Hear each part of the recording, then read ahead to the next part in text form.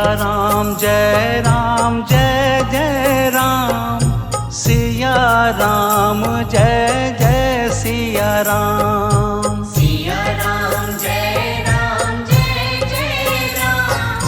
सिया राम जय जय सिया राम। सिया राम जय जय राम, सिया राम जय जय सिया राम। परम पूज्य गुरुदेव के चरणों में मेरा सादर प्रणाम।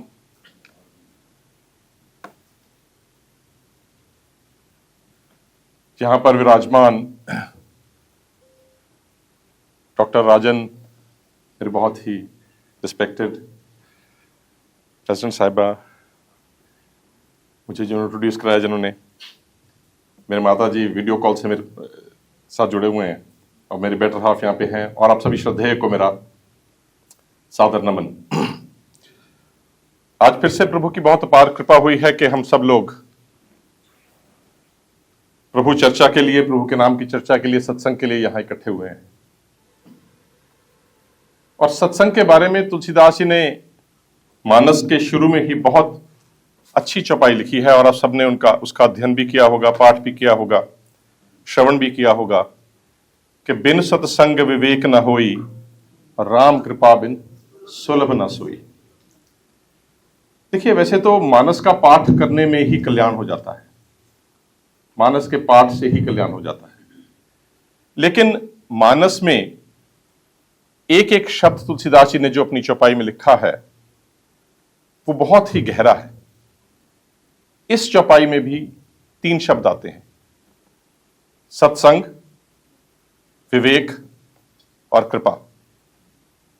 पहली बात, विवेक। विवेक क्या है? Vivek is that ability that we have. विवेक वो सक्षमता है हम में जो हमें सही और गलत की पहचान कराने में सहायता करती है। सही क्या है, गलत क्या है, अच्छा क्या है, बुरा क्या है, धर्म क्या है, अधर्म क्या है। विवेक वहां से प्राप्त होता है। और विवेक को प्राप्त करने के लिए जो एक इंपॉर्टेंट क्वालिटी है वो है मन की समता की, इवननेस ऑफ माइंड, मन की स्टेबिलिटी की। और विभीषण गीता में तुलसीदास जी लिखते हैं कि बल विवेक दम परहित घोड़े, क्षमा कृपा समता रज जोड़े। विवेक के लिए समता का होना बहुत जरूरी है, इवननेस ऑफ माइंड होना बहुत जरूरी है। और evenness of mind, stability of mind हमें मिलती है सत्संग में। सत्संग क्या है? सत्संग है सत्य का संग, सत्य का संग, ट्रूथ का संग। ट्रूथ ब्रह्म है। सत्संग वह है जहां पे जिन्होंने सत्य को जाना है, संतों ने जिन्होंने सत्य को जाना है, उनका संग हो, या जो साधक सत्य को जानना चाहते हैं। जैसे आप सभी लोग साधक हैं, आप सभी सत्य को जानने की इच्छा रखते हैं, आप सभी सत्य को प्राप्त करना चाहते हैं, यही सत्संग है।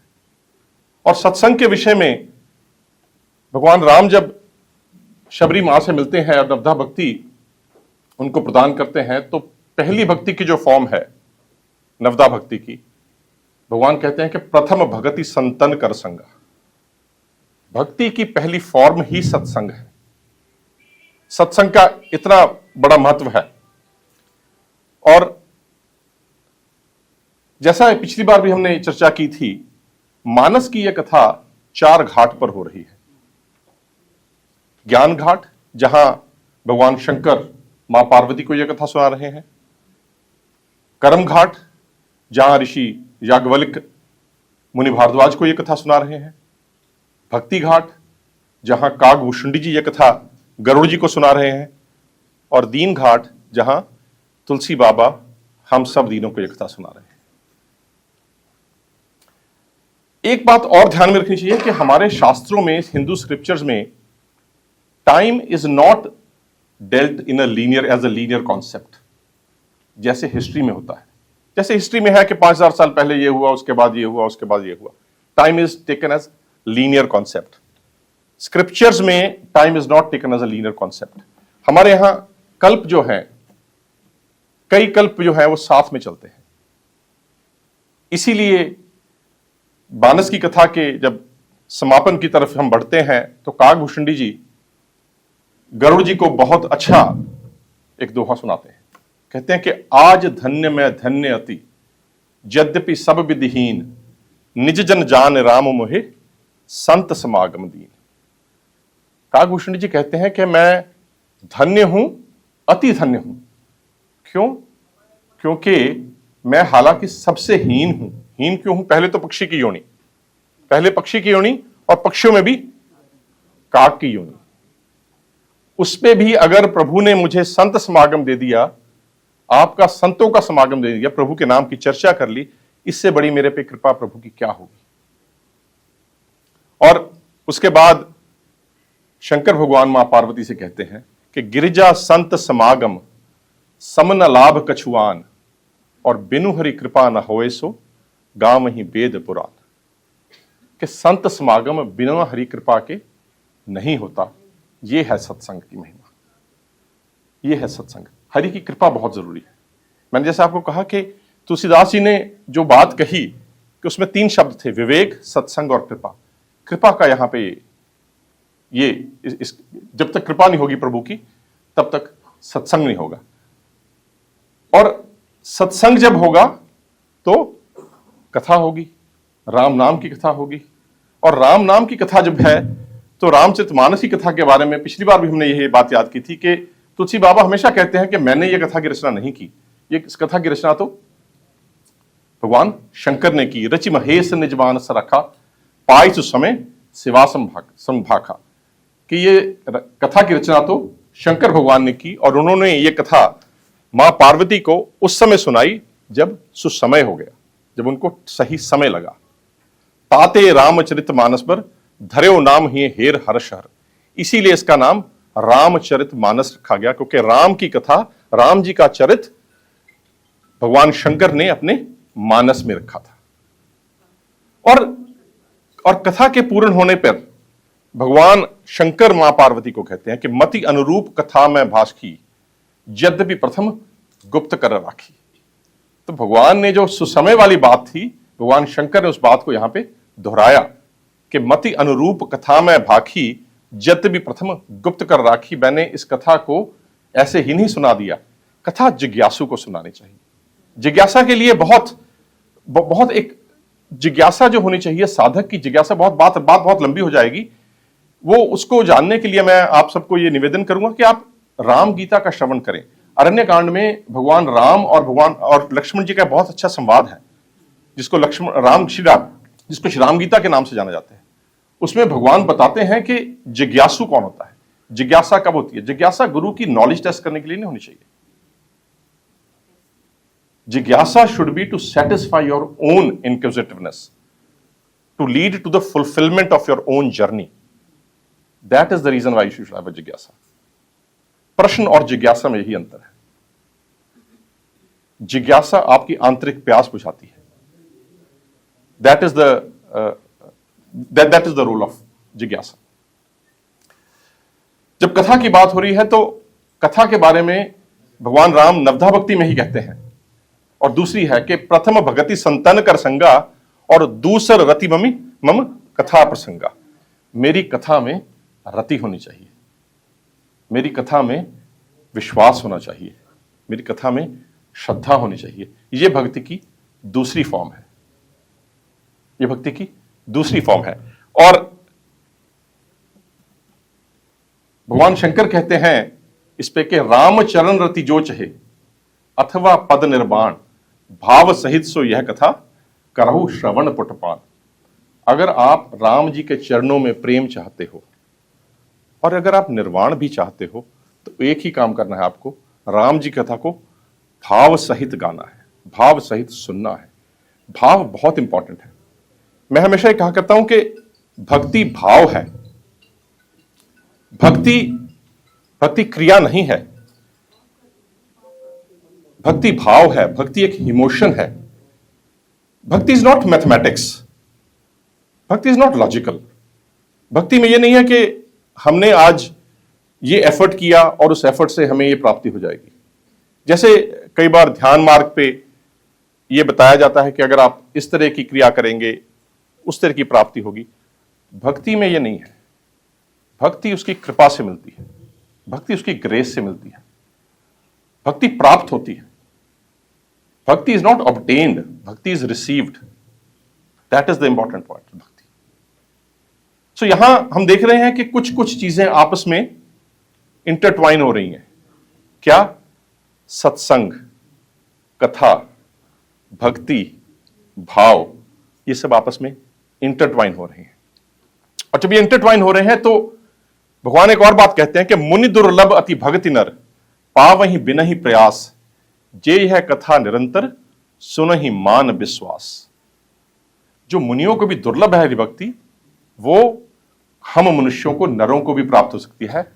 कंडीशन क्या है? कंडीशन सिर्फ एक है कि हम अगर उसको भाव से, विश्वास से अगर हम ये कथा सुनेंगे, भाव से ये कथा कहेंगे। और विश्वास कब होता है? विश्वास कैसे होगा?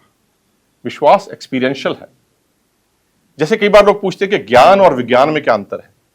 आपने कभी सोचा है कि हम लोग साइंस को विज्ञान को कहते हैं? हम लोग साइंस को विज्ञान कहते हैं।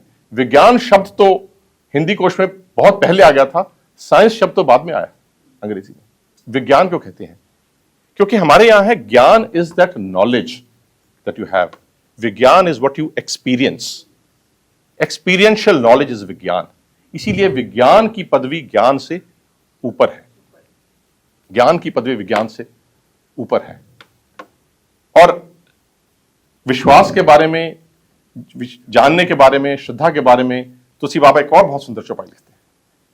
कहते हैं कि जाने बिन न होए प्रतीति, और बिन प्रतीति होए नहीं प्रीति, और प्रीति बिना नहीं भक्ति दृढ़ाई, जिम खगेश जल कै चिकनाई।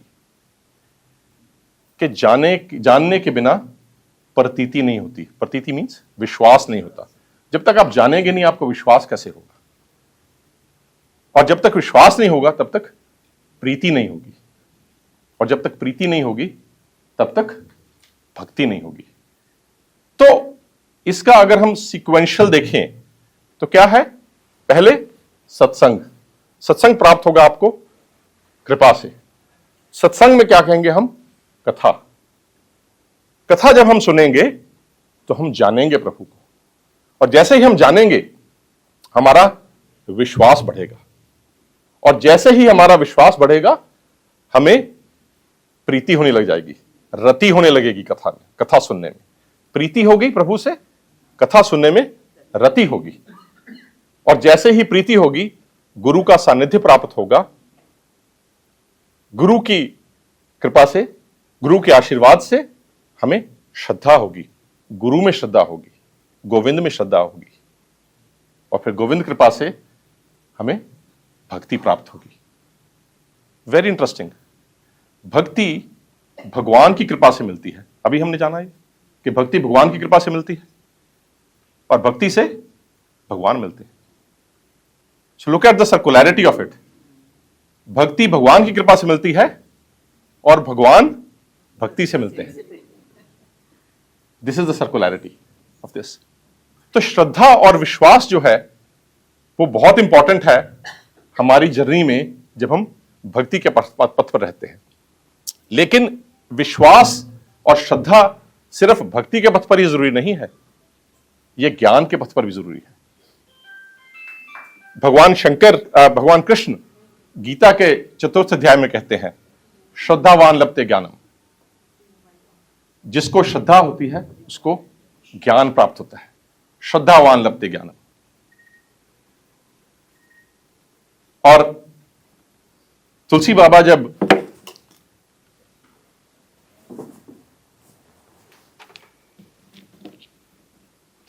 जब मानस का पाठ आरंभ करते हैं, मंगलाचरण में कहते हैं, पहला श्लोक है बहुत अच्छा, वर्णानाम अर्थ संघानाम रसानाम छंदसामपि मंगलानाम च कर्तारो वंदे वाणी विनायको। सबसे पहले वो गणेश जी की और मां सरस्वती की वंदना करते हैं। दूसरी वंदना वो करते हैं भवानी शंकरो वंदे श्रद्धा विश्वास रूपिणो। मां उमा को, मां पार्वती को और शंकर भगवान को श्रद्धा और विश्वास का रूप दिया। भवानी शंकरो श्रद्धा विश्वास रूपणो। और जब हम सब लोग यहां पे इकट्ठे हैं और रूप की बात करते हैं, तो भगवान जब भी अवतार लेते हैं तो अपने पूर्ण अंशों के साथ अवतार लेते हैं।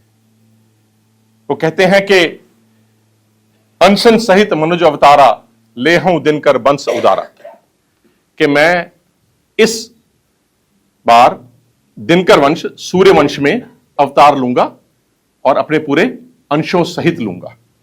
और इसीलिए उन्होंने अपनी आदि शक्ति का जो अवतार लिया वो मां सीता के रूप में लिया, मां सीता के रूप में लिया। हमने पहले भी जैसे बताया जा रहा था प्रभु के नाम की चर्चा की है। पहली बार हमने चर्चा की थी प्रभु के रूप की, कि जिनके रही भावना जैसी, प्रभु मूरत तिन देखी तैसी। हमने ये देखा था कि किस तरह से विभिन्न पात्रों ने भगवान राम के दर्शन किए। उसके बाद हमने भरत जी के चरित्र सुना, भरत जी की लौकिक प्रीति के दर्शन किए, भगवान की भरत जी के प्रति जो प्रीति थी उसके दर्शन किए, कि भरत सरस को राम स्नेही, जग जप राम, राम जप जेही। उसके उपरांत हमने हनुमान जी की कथा की, हनुमान जी का सेवा भाव, हनुमान जी की भक्ति, कि हनुमान सम नहीं बड़ भागी, नहीं को राम चरण अनुरागी। और पिछली बार जब हम मिले थे तो हमने लक्ष्मण जी के समर्पण की, लक्ष्मण जी की भक्ति की भाव की बात की थी। मोरे सबई एक तुम स्वामी, दीन बंधु उर अंतर्जामी। तो इस बार जब मैं मां सीता के बारे में सोच रहा था कि हम मां सीता की किस प्रकार वंदना करेंगे, तो पूरी मानस में मैं देख रहा था कि कौन सी चौपाई ऐसी है जो मां सीता के लिए मैं आप सब लोगों के साथ शेयर करूं। और बहुत देखने के बाद, विचारने के बाद, सोचने के बाद जो चौपाई मुझे बहुत अच्छी लगी, और जो मैं सोचता हूं कि एक तरह से पूरी माता के कैरेक्टर को जो उन्होंने इस मानस में दर्शाया है उसको समराइज करती है, वो है कि उभे बीच सी सोहत कैसे, ब्रह्म जीव बिच माया जैसे। इस कथा का, इस चौपाई का प्रसंग यह है कि जब भगवान राम, लक्ष्मण जी और सीता माता, जब सब लोग गंगा पार करके श्रृंगवेरपुर पे वन को जा रहे हैं, वनवास की तरफ जा रहे हैं, वहां तुलसी बाबा ये चौपाई लिखते हैं कि तीनों चल रहे हैं। जब तीनों चल रहे हैं तो सिया माता कैसे लग रही हैं, कि सिया माता ऐसे लग रही हैं जैसे ब्रह्म और जीव के बीच में माया हो। भगवान राम ब्रह्म है, लक्ष्मण जी को जीव कहा है और सीता माता को माया कहा है। लक्ष्मण जी जीव इसलिए भी हैं क्योंकि लक्ष्मण जी शेषनाग के अवतार माना जाते हैं और भगवान विष्णु शेषनाग पर शयन करते हैं। और आप देखिए शेषनाग जी हर समय उनका जो फन रहते हैं वो भगवान की तरफ रहते हैं। जीव का मुख हमेशा भगवान की तरफ रहता है, एक आशा में रहता है कि मुझे ब्रह्म की प्राप्ति हो। तो उभे बीच सिय सोहत कैसे, ब्रह्म जीव बिच माया जैसे। मैं एक और बात सोचता होता हूं कि शायद सीता माता का जो अवतार था वो एक पूर्ण अवतार था आदिशक्ति का। भगवान जब भी निराकार निर्गुण ब्रह्म जब भी अवतार लेते हैं, साकार रूप में, सगुण रूप में, अपनी माया शक्ति के साथ लेते हैं। लेकिन इस अवतार में पूर्ण अवतार था। और हम लोग ये देखेंगे कि तुलसी बाबा ने पूरे मानस में मां सीता के निराकार भाव की भी और मां सीता के साकार भाव की भी कितनी सुंदर चर्चा की है। उनके निराकार भाव की पहले हम चर्चा करेंगे, वंदना करेंगे उनके निराकार भाव को, और फिर हम साकार भाव की तरफ जाएंगे। तो सबसे पहले तुलसी बाबा माता सीता को मंगलाचरण में उनकी वंदना करते हैं। और जब मंगलाचरण में उनकी वंदना करते हैं तो तुलसी बाबा उनको क्या कहते हैं कि उद्भव स्थिति संहार कारिणी, कलेशारिणीम, सर्वश्रेयस्करिम, सीताम न तो हम राम वल्लभाम। बहुत सुंदर चौपाई, बहुत सुंदर श्लोक है। एक ही श्लोक में तुलसी बाबा ने बहुत कुछ कह दिया। पहला शब्द उद्भव स्थित संहार कारिणी, Sita Mata is that creative potency of the Almighty which creates, preserves, and destroys the creation. It is that energy. Sita Mata is that energy. Udbhav Sthiti Sanghar Karani. And then he says, Kalesh Harinim. सभी कलेशों को दूर करती हैं। कलेश कौन से? हम सब ने षट विकार, षट रिपु के बारे में तो सुना है, काम, क्रोध, लोभ, मोह, अहंकार, मत्सर्य। लेकिन ये कलेश कौन से हैं? 5 कलेश होते हैं इंसान को। हर इंसान को 5 कलेश होते हैं। कौन कौन से हैं? पहला कलेश अविद्या, दूसरा अस्मिता, तीसरा राग, चौथा द्वेष, पांचवां अभिनिवेश। और इन सब की जड़ क्या है? अविद्या। अविद्या इज इग्नोरेंस। अस्मिता is the false identification with the body, that I am the body, and it is a reason of, it is because of this ignorance. The root is the ignorance. The root is avidya. And then is rag, attachment. And we attach ourselves to so many things in this world. Our relations, our material objects, we attach ourselves. मेरा घर, मेरी car, मेरी कुर्सी, मेरे कपड़े, मेरी घड़ी, मेरा phone. You all keep on doing this. मेरा बेटा, मेरा पद. This is false identification with the body. And the third is, rag. And the fourth is dvesh, aversion. Just the opposite of attachment. And the fifth is abhinivesh. Abhinivesh is the fear of death, the false cling to the body. That is abhinivesh. Abhinivesh is fear of death. So, हर शख्स को, हर इंसान को ये 5 कलेश होते हैं, और सीता माता इन 5 कलेशों को हरने वाली है। तो उद्भव स्थिति संहार कारणिम क्लेश हारणिम सर्व श्रेयस्करिम सीता हम न तो हम राम वल्लभाम। एक एक शब्द करूंगा मैं तो बहुत लंबा हो जाएगा। राम वल्लभाम, राम की प्रिय है, इसके बारे में भी हम बहुत आगे चर्चा करेंगे। तो उसके बाद तुलसी बाबा इस चीज को जैसे कंफर्म करते हैं आगे की चौपाई में, और कहते हैं कि बाम भाग सोभति अनुकूला आदि शक्ति छबिनिधि जगमूला जासु अंश उपजय गुण खानी अग्नित लक्ष्य उमा ब्रह्मानी भ्रिकुटी बिलास जासु जग होई राम बाम दिसी सीता सोई। बहुत सुंदर चौपाइयां हैं और इसमें तुलसीदास जी फिर बहुत कुछ कह गए हैं। पहली बात, आदि शक्ति, मां सीता आदि शक्ति है। तुलसीदास जी ने कंफर्म कर दिया कि वही आदि शक्ति है, वही क्रिएटिव पोटेंसी है, वही एनर्जी है जिन्होंने साकार रूप धरा है, और उन्हीं से जासु अंश उपजय गुण खानी अगणित लक्ष्य उमा ब्रह्माणी, उन्हीं से बाकी अगणित शक्तियां उत्पन्न होती हैं, जैसे लक्ष्मी, उमा और Brahmani. Now lot of you may sort of start questioning what is happening. कभी पार्वती माता को कहते हैं आदि शक्ति है, कभी सीता माता को कहते हैं आदि शक्ति है। So you know, lot of you may get confuse about it, but I am sure most of us have read physics till class 10, और फिजिक्स में एक बड़ा अच्छा कॉन्सेप्ट होता है, इन्फिनिटी का कॉन्सेप्ट है। भगवान इनफाइनाइट है, ना आदि है ना अंत है, अनंत है भगवान, इनफाइनाइट है। And infinity plus infinity is equal to, doctor साहब, infinity, and infinity minus infinity is again infinity. तो आदि शक्ति में से कुछ निकाल लीजिए, फिर भी वही है। सो अगर अंश निकल गया तब भी पूर्ण रहेंगे, अंश वापस आ गया तब भी पूर्ण रहेंगे। वही श्लोक, ओम पूर्णमदा पूर्णदम पूर्णात् पूर्णमुदच्यते पूर्णस्य पूर्णमादाय पूर्णमेवावशिष्यते। सब कुछ पूर्ण है। और हमारे यहां तो एक और मैं आपको कॉन्सेप्ट दे जाता हूं। I will not talk about it today because I personally like this a lot, but I will ask all साधक्स to think over it, which is के पूर्णता में ही शून्यता है और शून्यता ही पूर्णता है। हमारे यहां शून्य का कॉन्सेप्ट बहुत है। रूपम शून्यता शून्यता रूपम, भगवान बुद्ध ने कहा था सारिपुत्र को कि शून्यता रूपम शून्यता शून्यता रूपम। और ये यहां पे वही बात आती है कि निराकार ही साकार है, साकार ही निराकार है। और उसके बाद जो चौपाई आती है यहां पे बहुत खूबसूरत है, भ्रिकुटी बिलास जासु जग होई राम बाम दिसि सीता सोई, जिसकी भ्रिकुटी के इशारे से, भ्रिकुटी इज भौं, भौं के इशारे से जहां सृष्टि की रचना हो जाती है।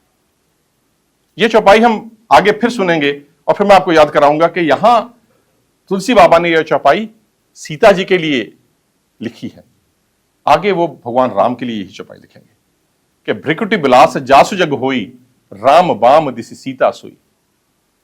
और उसके बाद अभी जब तुलसी बाबा ने सीता माता को आदिशक्ति कह दिया, उसके बाद उनको फिर से कहते हैं माया। और देखिए, जैसे हम एक बच्चे को एक ही कॉन्सेप्ट को बार बार बताते हैं ताकि बच्चे को यह कॉन्सेप्ट समझ आ जाए, याद आ जाए, इसी तरह तुलसी बाबा कई कॉन्सेप्ट हमें बार बार बताते हैं। तुलसीदास, ये नहीं है कि उनको याद नहीं है या उनके पास कुछ और लिखने को नहीं था। तो ये चौपाई हमें फिर से आती है, जैसे पहले वो चौपाई आई थी हमें जब वो गंगा पार करके, श्रृंगबेरपुर पार करके वनवास जा रहे थे, तब था उभय बीच सिए सोहत कैसे, वर्ड वॉज सिए सोहत कैसे, ब्रह्म जीव विच माया जैसे। यहां चौपाई लिखते हैं कि उभय बीच श्री सोहई कैसी, ब्रह्म जीव विच माया जैसी।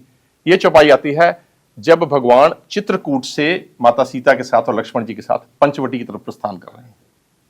और यहां पे तुलसीदास ने सिर्फ एक डिफरेंस कर दिया, तुलसीदास ने माता को श्री कह के संबोधन किया है, मानो ये हमें याद करा रहे हैं कि मां लक्ष्मी जी का अवतार है। अगर भगवान राम विष्णु जी का अवतार है तो मां लक्ष्मी जी का अवतार है।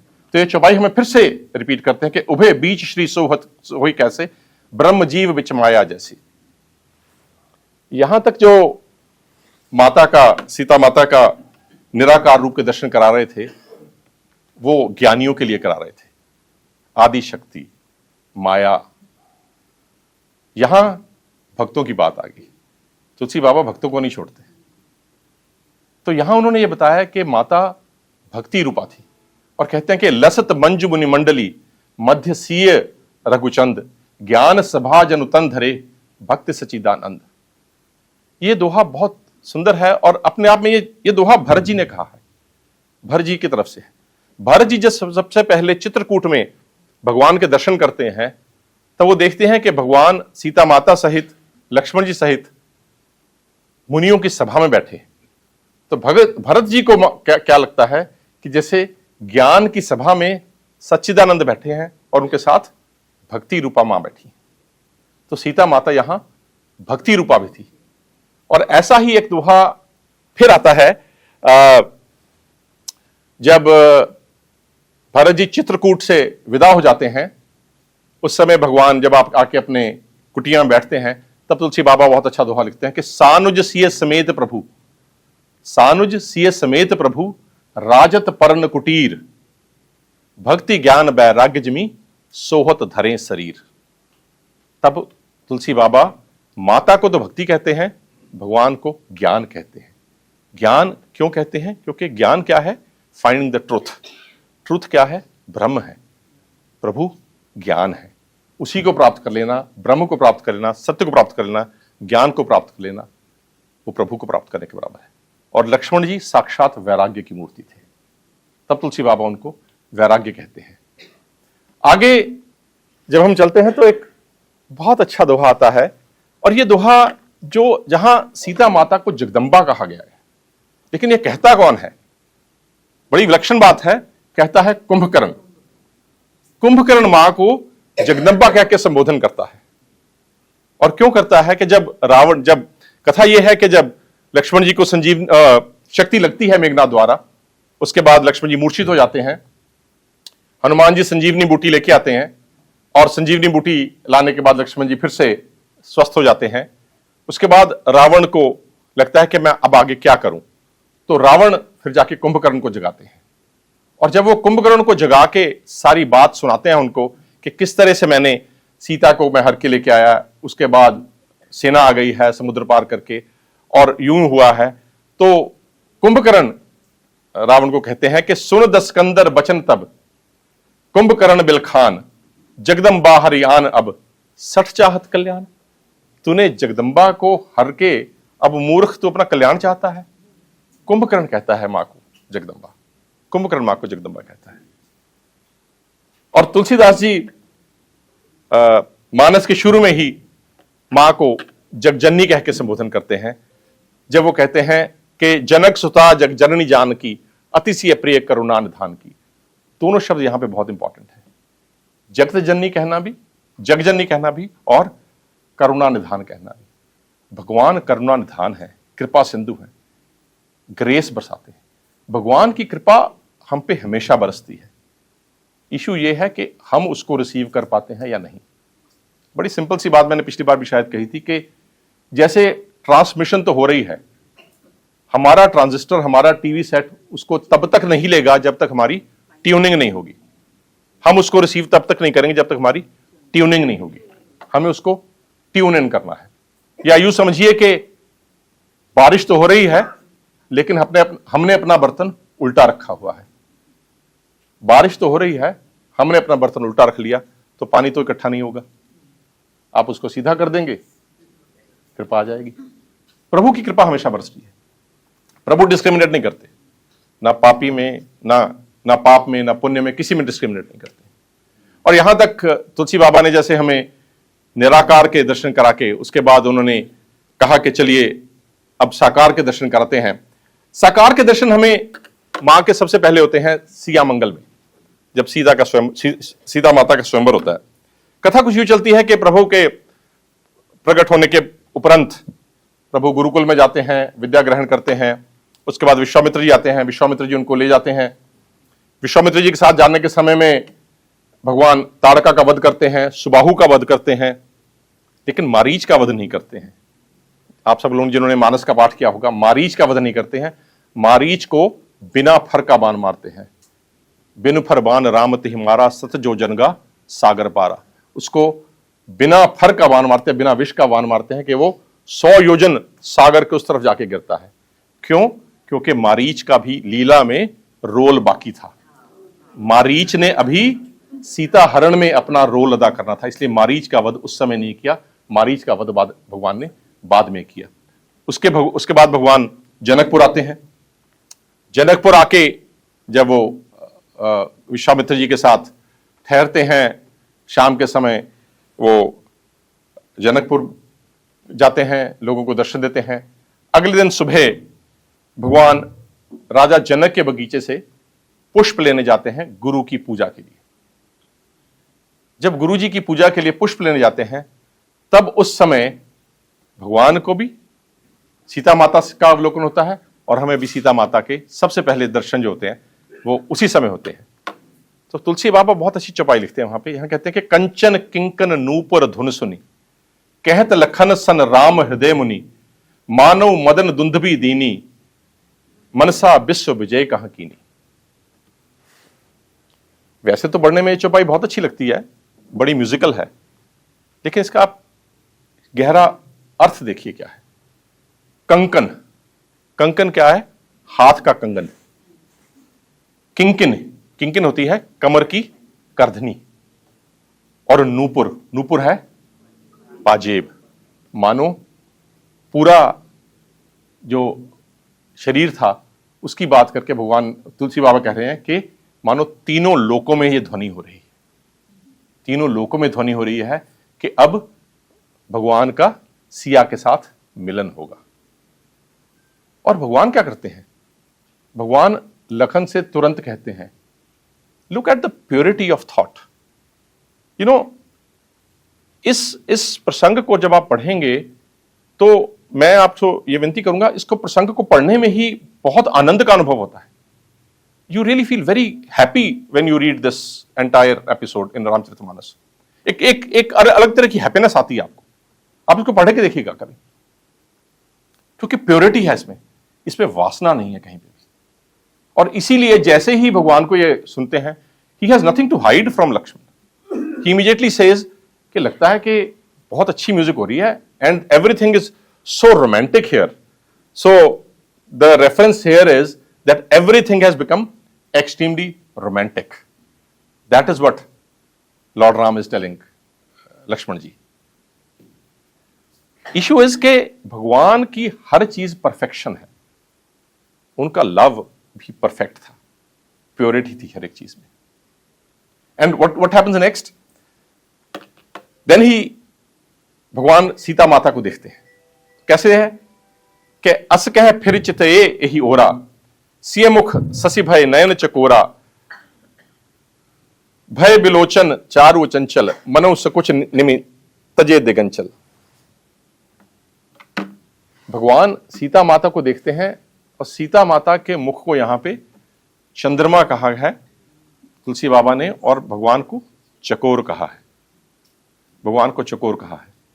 और ये कहते हैं कि भगवान के नयन खुले रह गए, गिरे नहीं, क्योंकि ये कथा है कि राजा जनक जो थे वो राजा निमि के कुल से थे। राजा निमि एक बहुत बड़े राजा हुए हैं जिन्होंने मुनि वशिष्ठ को श्राप दिया था, और फिर पहले मुनि वशिष्ठ ने उनको श्राप दिया और राजा निमि ने भी उलटकर मुनि वशिष्ठ को श्राप दे दिया। देवताओं ने बीच बचाव करके समझौता करवाया। कथा बहुत लंबी हो जाएगी, मैं ज्यादा नहीं कहूंगा। तो उसमें फिर ये आता है कि राजा निमि जो हैं वो पलकों में रहते हैं, और इसीलिए हमारी पलकें गिरती हैं। राजा निमि रहते हैं, इसलिए कहते हैं निमिष। निमिष बहुत छोटा सा पल, राजा निमि से आया है ये वर्ड निमिष। निमिष वर्ड राजा निमि से आया है। और ये कहते हैं कि जो राजा निमिष थे उनको लगा कि ये तो हमारी कन्या है सीता, और ये हमारे होने वाले दामाद हैं, इनके मिलन का समय है, तो वो जैसे एब्सेंट ही हो गए वहां से, वो देख नहीं पाए। तो इसीलिए कहते हैं कि उनकी पलकें रुक गईं। और उसके बाद तुलसीदास जी कहते हैं सुंदरता कहूं सुंदर करें। पूरे पूरे पूरे प्रसंग में मां की छवि की इतना खूबसूरत वर्णन किया है तुलसीदास जी ने, अपने आप में अलौकिक है, अपने आप में अद्भुत है वो। और क्या कहते हैं कि सुंदरता कहूं सुंदर करें, जो सुंदरता को भी सुंदर कर दे। अब इससे बड़ी बात क्या कहेंगे, क्योंकि सुंदरता को भी सुंदर करते हैं, इससे ज्यादा कुछ नहीं हो सकता। और छवि गृह दीप सिखा जनवर रही,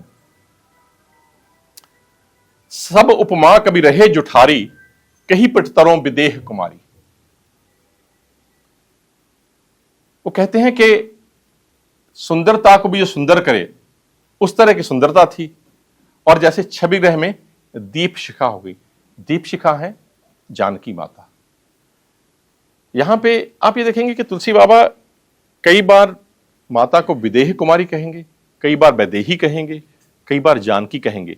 ये संयोग नहीं है, ये संयोग नहीं है, ये एक कवि की रचना नहीं है। हर एक शब्द में एक गहरा अर्थ है।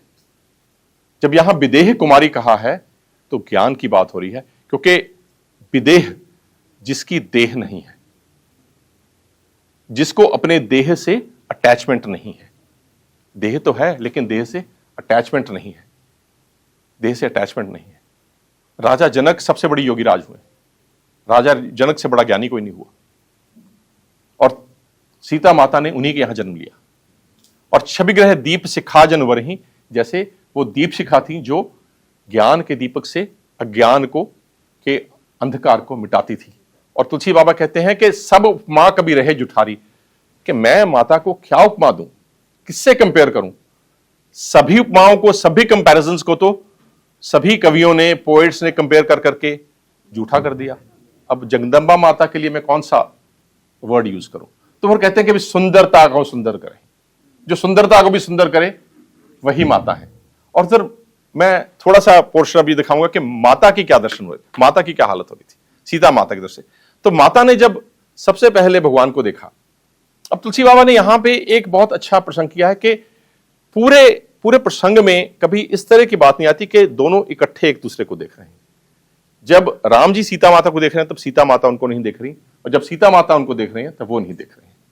तो जब सीता माता यहां पे देख रही हैं तो क्या है कि थके नयन रघुपति छवि देखे, पलकन हूं पर हरे निमेशे, अधिक स्नेह देह भय भोरी, सर्द ससई जनु चितव चकोरी। यहां पे उल्टा कर दिया कि भगवान राम चंद्रमा हो गए, शशि हो गए, और मां सीता चकोरी होगी। और यहां पे भी पलकों ने गिरना छोड़ दिया, दोनों एक दूसरे की तरफ देख रहे हैं। लेकिन इसके साथ ही सीता जी को फिर प्रण याद आता है अपने पिता का, क्योंकि सीता माता तो यहां पे पूजा करने आई हुई हैं। सीता माता को अपने पिताजी का प्रण याद आता है कि मेरे पिताजी ने तो प्रण किया हुआ कि जो शंकर जी के धनुष को तोड़ेगा उसी से मेरा वरण होगा। तो फिर वो सोच के वो कहते हैं कि और शिव जी का धनुष जो है वो कठिन भी बहुत है, वो तो बहुत भारी है। ये सुकोमल कुमार तोड़ पाएंगे उसको कि नहीं? तो फिर वो सोच के उनको विश्वास है कि नहीं, भगवान वीर है, भगवान कर लेंगे, और वो छवि रख के वो वहां से चली जाती हैं। यहां पे सीता जी के मन में एक बड़ी कंफ्लिक्टिंग इमोशन आती है, हर्ष और विषाद की। ये कंफ्लिक्टिंग इमोशन जो है सीता जी के लिए बार बार आएगी पूरी कथा में, और ये दर्शाने का अर्थ ये है कि हम लोगों के लिए भी पूरे जीवन में कई बार हर्ष और विषाद इकट्ठा आता है। हर्ष भी होता है, विषाद भी होता है, दोनों इमोशंस इकट्ठी आती हैं। यहां पे भी दोनों इमोशंस सीता माता को इकट्ठी आ रही हैं। हर्ष हो रहा है इस बात पे कि भगवान से मिलन होगा, और विषाद इस बात से हो रहा है कि क्या हो पाएगा। हर्ष और विषाद दोनों एक साथ हैं, और ये सोचते सोचते जो है माता पूजा के लिए पहुंचती हैं, गौरी मां की पूजा के लिए। और जो मैंने अभी आपसे थोड़ी देर पहले बात की थी कि देखिए, हालांकि तुलसी बाबा ने कहा कि गौरी माता जो है वो अंश है उस आदिशक्ति का जिनका रूप सीता माता है, लेकिन सीता माता उन्हीं गौरी मां की पूजा कर रहे हैं। तो वही बात आ जाती है कि ये अवतारों का आपस में खेल है। तो माता की पूजा जो करते हैं, ये बहुत अच्छी चौपाई है, और मैं आपको फिर से निवेदन करूंगा कि मां पार्वती की पूजा करने के लिए इससे बढ़िया चौपाई कोई नहीं है कि जय जय गिरिवर राज किशोरी, जय महेश मुद चंद चकोरी, जय गजबदन खड़ानन माता, जगत जननी दामनी दुति गाता। इसमें आप एक बड़ी इंटरेस्टिंग चीज देखिए कि एक ही चौपाई में माता ने पूरे परिवार की वंदना कर दी। माता पार्वती के पिताजी गिरिवर राज की भी वंदना कर दी, हिमाचल जी की वंदना कर दी, शंकर भगवान की जय महेश कह के उनकी भी वंदना कर दी, गजबदन गणेश जी की भी वंदना कर दी, और खड़ानन स्वामी कार्तिक की भी वंदना कर दी। तो एक ही चौपाई ने पे मां ने पूरे परिवार की वंदना कर दी। और उसके बाद जो चौपाई है उसमें कहती हैं कि नहीं तव आदि मध्य अवसाना, अमित प्रभाव वेद नहीं जाना, भव भव विभव पराभव कारण, विश्व विमोहिनी स्वबस विहारन। यहां पे मां सीता गौरी माता को कह रही हैं कि आप आदि शक्ति हैं, नहीं तव आदि मध्य अवसाना, ना आपका आदि है, ना अंत है, ना मध्य है। और फिर कहते हैं उनको कि भव भव विभव पराभव कारण, कि आप क्रिएशन, प्रिजर्वेशन और डिस्ट्रक्शन तीनों के कारण हो। Now this is again something like a water cycle. You know, पानी यहां से इवेपोरेट करता है, बादल बनता है, फिर गिरता है, फिर स्नो बन के गिरेगा या बारिश बन के गिरेगा, समुद्र में गिरेगा, कहीं जमीन पे गिरेगा, कौन जानता है। कौन सा पानी ऊपर गया था, कौन सा पानी नीचे आया, कौन सा पानी बर्फ बना, कौन सा पानी भाप बना, ये तो कुछ नहीं जानता। यही साइकिल है क्रिएशन का, यही साइकिल है एनर्जी का, यही साइकिल है क्रिएटिव पोटेंसी का। इसीलिए सीता माता आदिशक्ति का अवतार होने के बावजूद भी गौरी माता की पूजा कर रहे हैं। इसके बाद कथा को आगे बढ़ाते हैं कि मां सीता पूजा करके गौरी माता की वापस महल चली जाती हैं। महल में जाने के बाद सब लोग सिया स्वयंवर के लिए इकट्ठे होते हैं। बीच में एक चौपाई रह गई है कि सीता माता जब पूजा करती हैं तो वहां पे दो चीजें होती हैं। एक तो ये होता है कि तुलसी बाबा लिखते हैं कि मूर्ति मुस्कुराई, माता की मूर्ति, गौरी माता की मूर्ति ने मुस्कुराहट आई। और फिर कई बार हम लोगों के यहां कह देते हैं कि सुपरस्टिशंस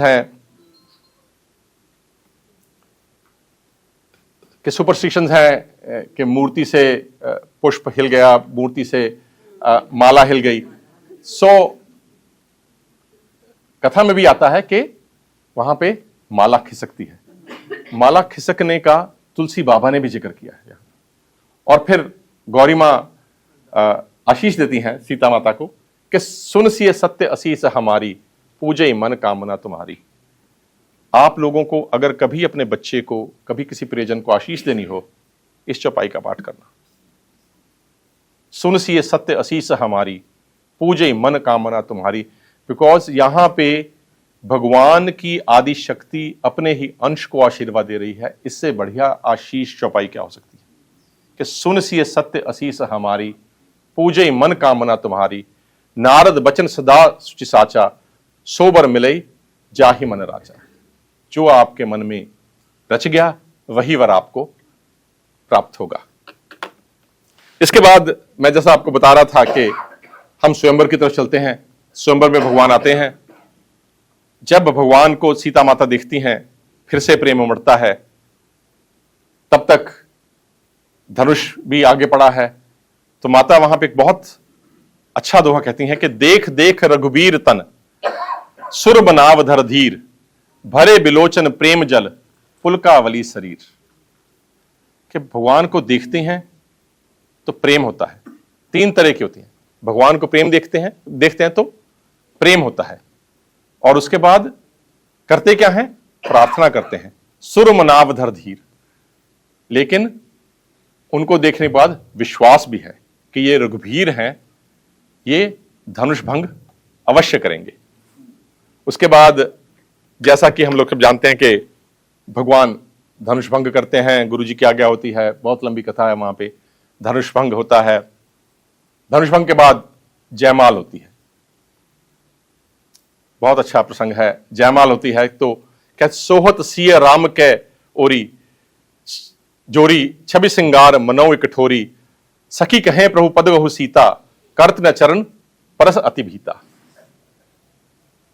सीता माता भगवान को जयमाल डालती हैं, और जब सब लोग जोड़ी को देखते हैं, खुश होते हैं, तो सखियां सीता माता कहती हैं कि भगवान के चरण छुओ। उस समय ये रिवाज था, उस समय का ये चलन था कि जयमाल के बाद चरण छुए जाते थे। लेकिन सीता माता क्या करती हैं? सीता माता चरण छूने में आनाकानी करती हैं कि गौतम तिये गति सुरति कर, नहीं पर सत्य पगपान, मन बिहसे रघुवंश मनी, प्रीत अलौकिक जान। सीता माता भगवान के चरण नहीं छूना चाहती। क्यों नहीं छूना चाहती? उन्होंने कहा कि अभी तो इन्होंने चरण पत्थर को छुए थे तो वो मुनि पत्नी हो गई थी। मैंने कई नगों की अंगूठियां पहनी हुई हैं, कहीं ये ना हो मैं चरण छूं, यहां पे कई मुनि पत्नियां पैदा हो जाए। और दूसरी बात यह थी कि माता ने यह भी सुना था कि अहिल्या को जब भगवान ने चरण छुए, शिला दी, उसको अनन्य गति दी, उसको मुक्त कर दिया। माता अभी मुक्त नहीं होना चाहती। कहते मैं नहीं चरण छूंगी। दोनों डेंजर हैं इसमें। ना मुझे मुक्ति चाहिए, ना मैं चाहती हूं कि कोई ऋषि पत्नी यहां पे पैदा हो जाए। और भगवान यहां पे मुस्कुरा देते हैं ये सोच के। इसके बाद की जो लीला है, इसके बाद की जो कथा है वो ये है कि धनुष भंग सुनने के बाद परशुराम जी अब पधारते हैं। परशुराम जी और लक्ष्मण जी का संवाद होता है। लक्ष्मण जी के संवाद के बाद भगवान राम का परशुराम जी के साथ संवाद होता है। और फिर जब भगवान राम अपना रूप, अपनी पहचान परशुराम जी को बताते हैं, परशुराम जी पहचान जाते हैं कि यही राम है, यही विष्णु भगवान का अवतार है, तो परशुराम जी चले जाते हैं।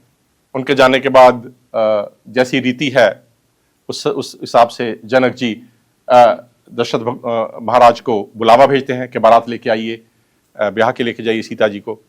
और बारात लेके दशरथ जी फिर जनकपुर पहुंचते हैं। जब वो जनकपुर पहुंचते हैं तो फिर मां सीता अपनी लीला करती हैं, क्योंकि मां सीता आदि शक्ति हैं, सभी रिद्धि सिद्धि की मालिक हैं। मां सीता अपनी लीला करती हैं कि जानिए सिय बरातपुर आई, कछु निज महिमा प्रकट जनाई, हृदय सुमिर सब सिद्धि बुलाई, भूप पहुनिए करण पठाई। कि भाई मेरी बारात आई है, सब सिद्धियों को बुला के कहते हैं कि सब इनका स्वागत कीजिए, सब भंडार भरे रहें। और कहते हैं कि फिर सिद्धि सब सी आयुष, अकिन गई जहां जनवास, लिए संपदा सकार सुख, सुरपुर भोग विलास। तो सब रिद्धि सिद्धियां वहां पे आ गई और रिद्धि सिद्धियों ने आके पूरी बारात की सेवा की। उसके बाद ब्याह होता है, सिया का मंगल होता है, माता के साथ उनकी तीनों बहनों का भी मंगल होता है, भरत जी के साथ मांडवी का, और लक्ष्मण जी के साथ उर्मिला जी का, और शत्रुघ्न जी के साथ श्रुतकीर्ति का। जो मांडवी और श्रुतकीर्ति थी वो जनक जी के छोटे भाई कुशध्वज की कन्या थी, कुशकेतु की कन्या थी, और जो उर्मिला थी वो सीता जी की छोटी बहन थी, राजा जनक की पुत्री थी वो। तो इनका चारों का ब्याह होता है, दशरथ जी वापस जाते हैं, सब मंगल होता है। और यहाँ पे बालकांड की जो है वो तुलसीदास जी यहाँ पे बालकांड का समापन करते हैं पूरे मंगल के साथ। बहुत खूबसूरत चर्चा रहती है बालकांड में, क्योंकि भगवान का प्रकट भी है और भगवान और सिया का मंगल भी है। उसके बाद ऐसे ही करते करते 12 बरस बीत जाते हैं। 12 बरस बीतने के बाद कथा आगे चलती है, जब दशरथ जी एक दिन विचार करते हैं कि मैं भगवान राम को युवराज पद दूंगा। यह भी कथा आपने सुनी है कि जब दशरथ जी ये विचार करते हैं तो कैकेयी उनसे वर मांगती है, और उसके बाद भगवान को वनवास का आदेश होता है। आगे जो हम माता के साकार रूपी कथा सुनेंगे, जैसे अभी तक जो माता का हमने साकार रूप देखा वो सौंदर्य देखा, अद्भुत सौंदर्य, अलौकिक सौंदर्य देखा हमने माता का साकार रूप में। आगे हम माता की त्याग और तपस्या की बात सुनेंगे। त्याग, कई बार लोग त्याग और वैराग्य में डिफरेंस नहीं जान पाते। त्याग और वैराग्य में डिफरेंस है। त्याग इज रिनंसिएशन, फिजिकल छोड़ देना, त्याग दिया आपने किसी चीज को। वैराग्य is mentally distancing yourself from, in thought also. It's an effortful renunciation. It's a dispassion that you have developed towards something. भगवान जब वनवास गए उन्होंने सिर्फ राज को त्यागा नहीं, अयोध्या को त्यागा नहीं, उन्होंने वैराग्य दिया। हालांकि भगवान तो उससे भी ऊपर है। भगवान है वो वीतराग की स्थिति में है। व्हाट इज वीतराग? वीतराग के बारे में भगवान कृष्ण बहुत अच्छा समझाते हैं हमें गीता में। Vitarag is a state which is beyond vairagya. So you have rag, where you have attachment, you have dvesh, where you have aversion, you have vairagya, which is dispassion, where you make an effort to detach yourself. But vitrag is effortless detachment, where is not even a thought, not even a desire to have detachment. जब वैराग्य के लिए भी thought ना हो, desire ना हो, where there is absolutely no desire, that is the state of वीतराग where भगवान राम was. भगवान राम वीतराग की स्थिति में थे और उन्होंने हमें दिखाया कि वो वीतराग थे। इसीलिए उनको अगर वो धनुष भंग करने के लिए जा रहे थे तब भी उनमें कोई डिस्टर्बेंस नहीं थी माइंड में। जब उनको कहा कि युवराज पद देंगे तब भी कोई डिस्टर्बेंस नहीं थी। टोटल इक्वानिमिटी ऑफ माइंड थी भगवान में, समता थी, समता की स्थिति में थे। और आगे का जो कथा का प्रसंग आता है वो हमें मां की त्याग, वैराग्य और तपस्या के बारे में आता है। तपस्या कितनी की मां। और सबसे पहले जो चौपाई हम जिसका पाठ करेंगे वो यह है कि समाचार थे समय सुन सिए उठी अकुलाए, जाए सासुपद कमल जुग बंद बैठ सिरनाए। जब माता सीता को पता चला कि भगवान को आदेश हुआ है कि वनवास जाना है तो वो बहुत व्याकुल हो गई और व्याकुल होकर कुछ नहीं किया, सिर्फ आके कौशल्या मां के पास आके बैठ गई। यहाँ पे बहुत लंबे संवाद हैं माता कौशल्या के और सीता माता जी के, और राम जी का और कौशल्या माता का बहुत लंबा संवाद आता है। लेकिन उसमें जो कुछ चौपाइयां हम जिनका पाठ करेंगे, पहली चौपाई उसमें यह है कि चलत चहत बन जीवन नाथु, कही सुकृति सन होई है साथु, कीतन प्राण की केवल प्राणा, विधि कर्तव्य कछु जाय न जाना। सीता जी बहुत बड़ी दुविधा में है। अब यहां पे देखिए कि सीता जी के लिए इश्यू ये नहीं है कि भगवान राम को वनवास क्यों मिला। उन्होंने कभी भी ये प्रश्न नहीं किया कि भगवान को वनवास क्यों मिला। उनकी दुविधा ये नहीं है कि भगवान को युवराज पद की बजाय वनवास क्यों मिला। उनकी दुविधा ये है कि भगवान मुझे साथ ले चलेंगे या नहीं। उनकी चिंता इस बात की है कि मुझे साथ लेके चलेंगे या नहीं लेके चलेंगे। और वो कहती हैं कि कौन इतना पुण्यवान होगा, किसके इतने पुण्य होंगे जो भगवान के साथ जाएगा। और फिर वो कहती हैं कि मेरा तन भी साथ जाएगा भगवान के, कि मेरे केवल प्राण ही जाएंगे भगवान के साथ, मुझे यहां छोड़ देंगे। यह व्याकुलता है सीता माता की, यह त्याग है। और सीता माता राजा जनक की पुत्री है। और उसके बाद भगवान कौशल्या मां उनको बहुत समझाती हैं, उनका धर्म कहती हैं कि आप यहां पे रहो। उनको ये भी बताते हैं, फिर भगवान राम उनको बताते हैं कि वन में बहुत कष्ट होगा, वन में रहने के लिए, खाने के लिए कुछ नहीं होगा, रहने के लिए कुछ नहीं होगा, निशाचर भी होंगे, वो भी होंगे, बट उनको किसी चीज से कोई फर्क नहीं पड़ता सीता जी को। सीता जी वहां पे कहती हैं कि बन दुख नाथ कहे बहु तेरे। आपने बहुत दुख कहे कि वन में बहुत दुख है, बहुत दुख है, बहुत कहे आपने, मान लिया मैंने। भय विषाद परिताप घनेरे, भय भी है, दुख भी है और परिताप भी है, व्याकुलता भी है। प्रभु वियोग लवलेश समाना, लेकिन प्रभु आपके वियोग के तो आगे ये लेश मात्र भी नहीं है। There are not even a micro fraction of the kind of pain I would feel in your वियोग। और सब मिले होए ना कृपा निधाना, ये सब मिलकर भी लेश मात्र भी नहीं बनते हैं प्रभु। तो जितना भी प्रभु ने समझाया, सीता माता का हठ था कि मुझे तो भगवान के साथ ही जाना है। और फिर कहते हैं कि अस कह सीए विकल भई भारी, बचन वियोग न सकी संभारी, देख दशा रघुपति जे जाना, हठ राखे नहीं राखे प्राणा। प्रभु ने भी विचार किया कि अगर मैं हठ से इनको यहां छोड़ जाता हूं सीता जी को, तो सीता जी के प्राण तो नहीं बचेंगे, सीता जी के प्राण तो नहीं बचेंगे। तो फिर वो कहते हैं कि चलो इनको साथ ले चलो, साथ चलो। लेकिन साथ चलने में फिर एक तो कहो कृपाल भानुकुल नाथा, परिहर सोच चलऊ बन साथा, नहीं विषाद कर अवसर आजू, बेग करो बन गवन समाजू। कि अब विषाद करने का अवसर नहीं है, तुरंत चलो। उनका सीता जी का मनोरथ सफल हो गया। मैंने पहले आपसे यह जिक्र किया था कि सीता जी के लिए मिक्स्ड फीलिंग्स बहुत आती हैं पूरे कथा में, हर्ष और विषाद की। यहां फिर वही फीलिंग आ गई, क्योंकि भगवान को लगा कि सीता जी को कुछ विषाद होगा, इसलिए वो कहते हैं कि नहीं विषाद कर अवसर आजू, आज विषाद करने का अवसर नहीं है। सीता जी को फिर से मिक्स्ड फीलिंग थी, हर्ष और विषाद की। क्यों थी ये मिक्स्ड फीलिंग्स? हर्ष इस बात पे था कि मैं भगवान के साथ जा रही हूं, भगवान का वियोग नहीं होगा मुझे। और विषाद किस बात पे था? विषाद इस बात पे था कि मैं अपने धर्म का पूर्ण रूप से पालन नहीं कर पा रही हूं। मैं जब मुझे अपने सास ससुर की सेवा करने का अवसर था, मैं वो अपना धर्म पूरा नहीं कर पा रही हूं, इसका उसे उन्हें विषाद था।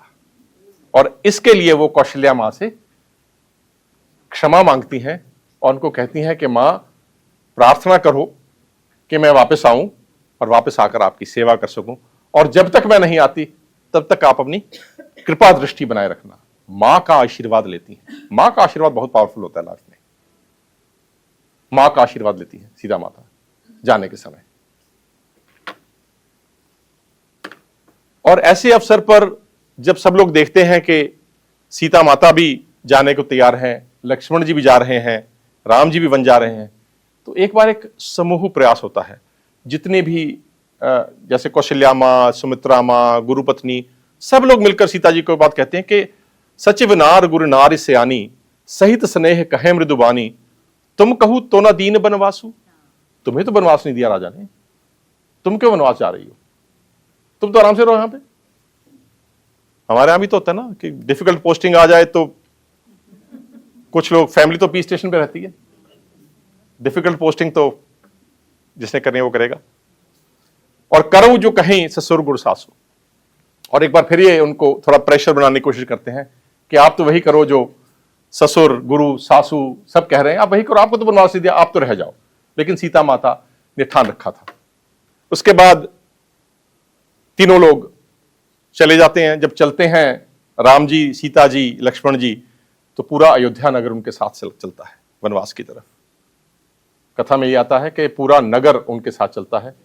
पहली रात वो तमसा तीर के नदी पे निवास करते हैं। पहली रात तमसा नदी के तीर पर निवास करते हैं सब लोग।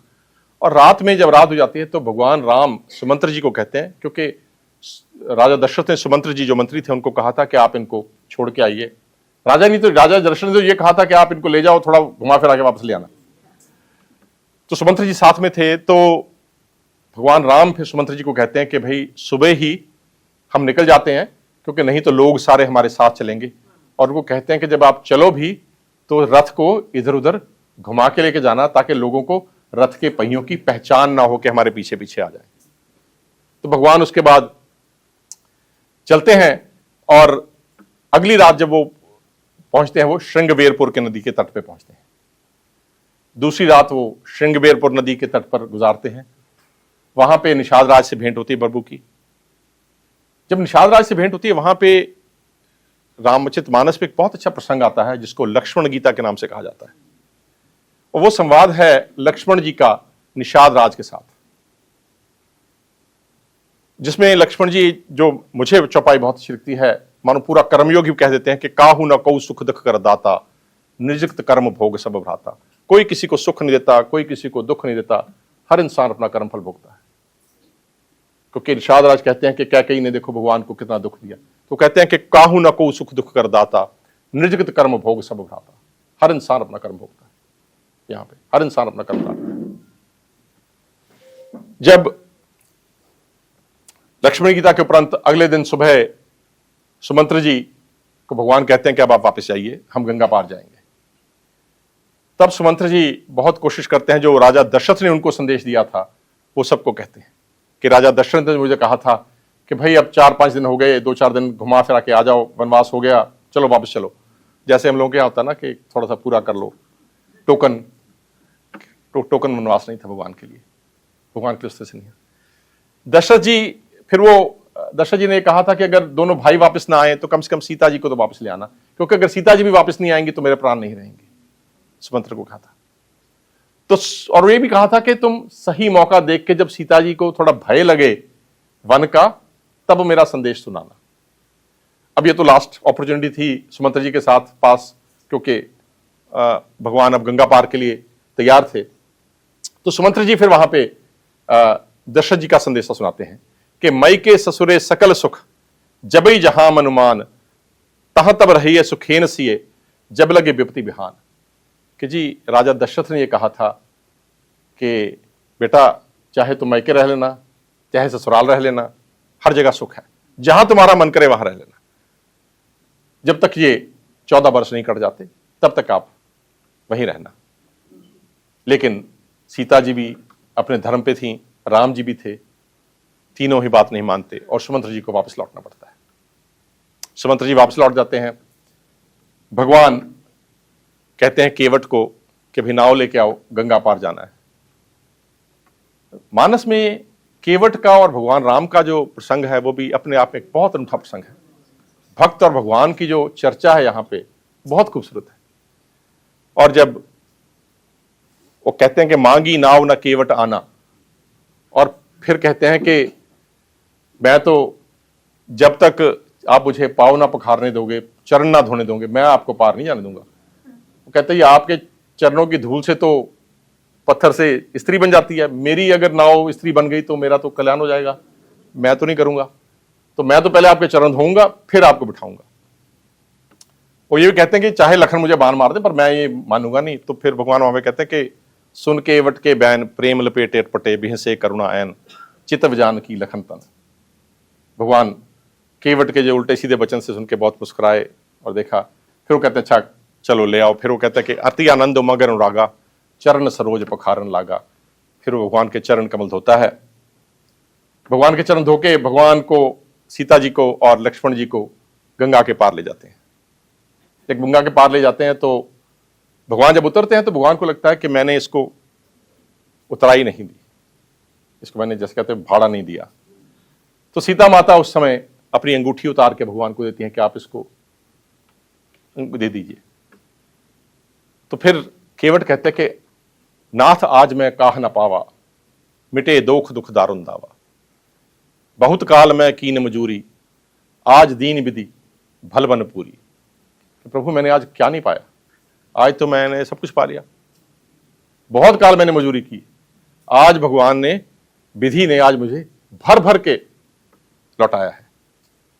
और फिर कहते हैं कि अब कछुनाथ न चाहिए मोरे, दीन दयाल अनुग्रह तोरे, फिरती बार मोहि जो देवा, सो प्रसाद में सिर धरी लेवा। कि प्रभु अब मुझे कुछ नहीं चाहिए, हाँ आप वापस आओगे फिर ले लूंगा। जैसे हम कहते हैं कि कोई ना जी, अगली बार कर लेंगे। ये प्रसंग अपने आप में बहुत अच्छा प्रसंग है। उसके बाद प्रभु गंगा जी पार करने के बाद भगवान शिव की पूजा करते हैं कि तब बज्जन कर रगुल ना था, पूज पार्थिव नायो माथा, सिय सुर सरही करही के हो कर जोरी, मात मनोरथ पूरा बमोरी। यहां पे बहुत अच्छी अच्छी चीजें हैं। पहली बात, भगवान पार्थिव शिव की पूजा करते हैं।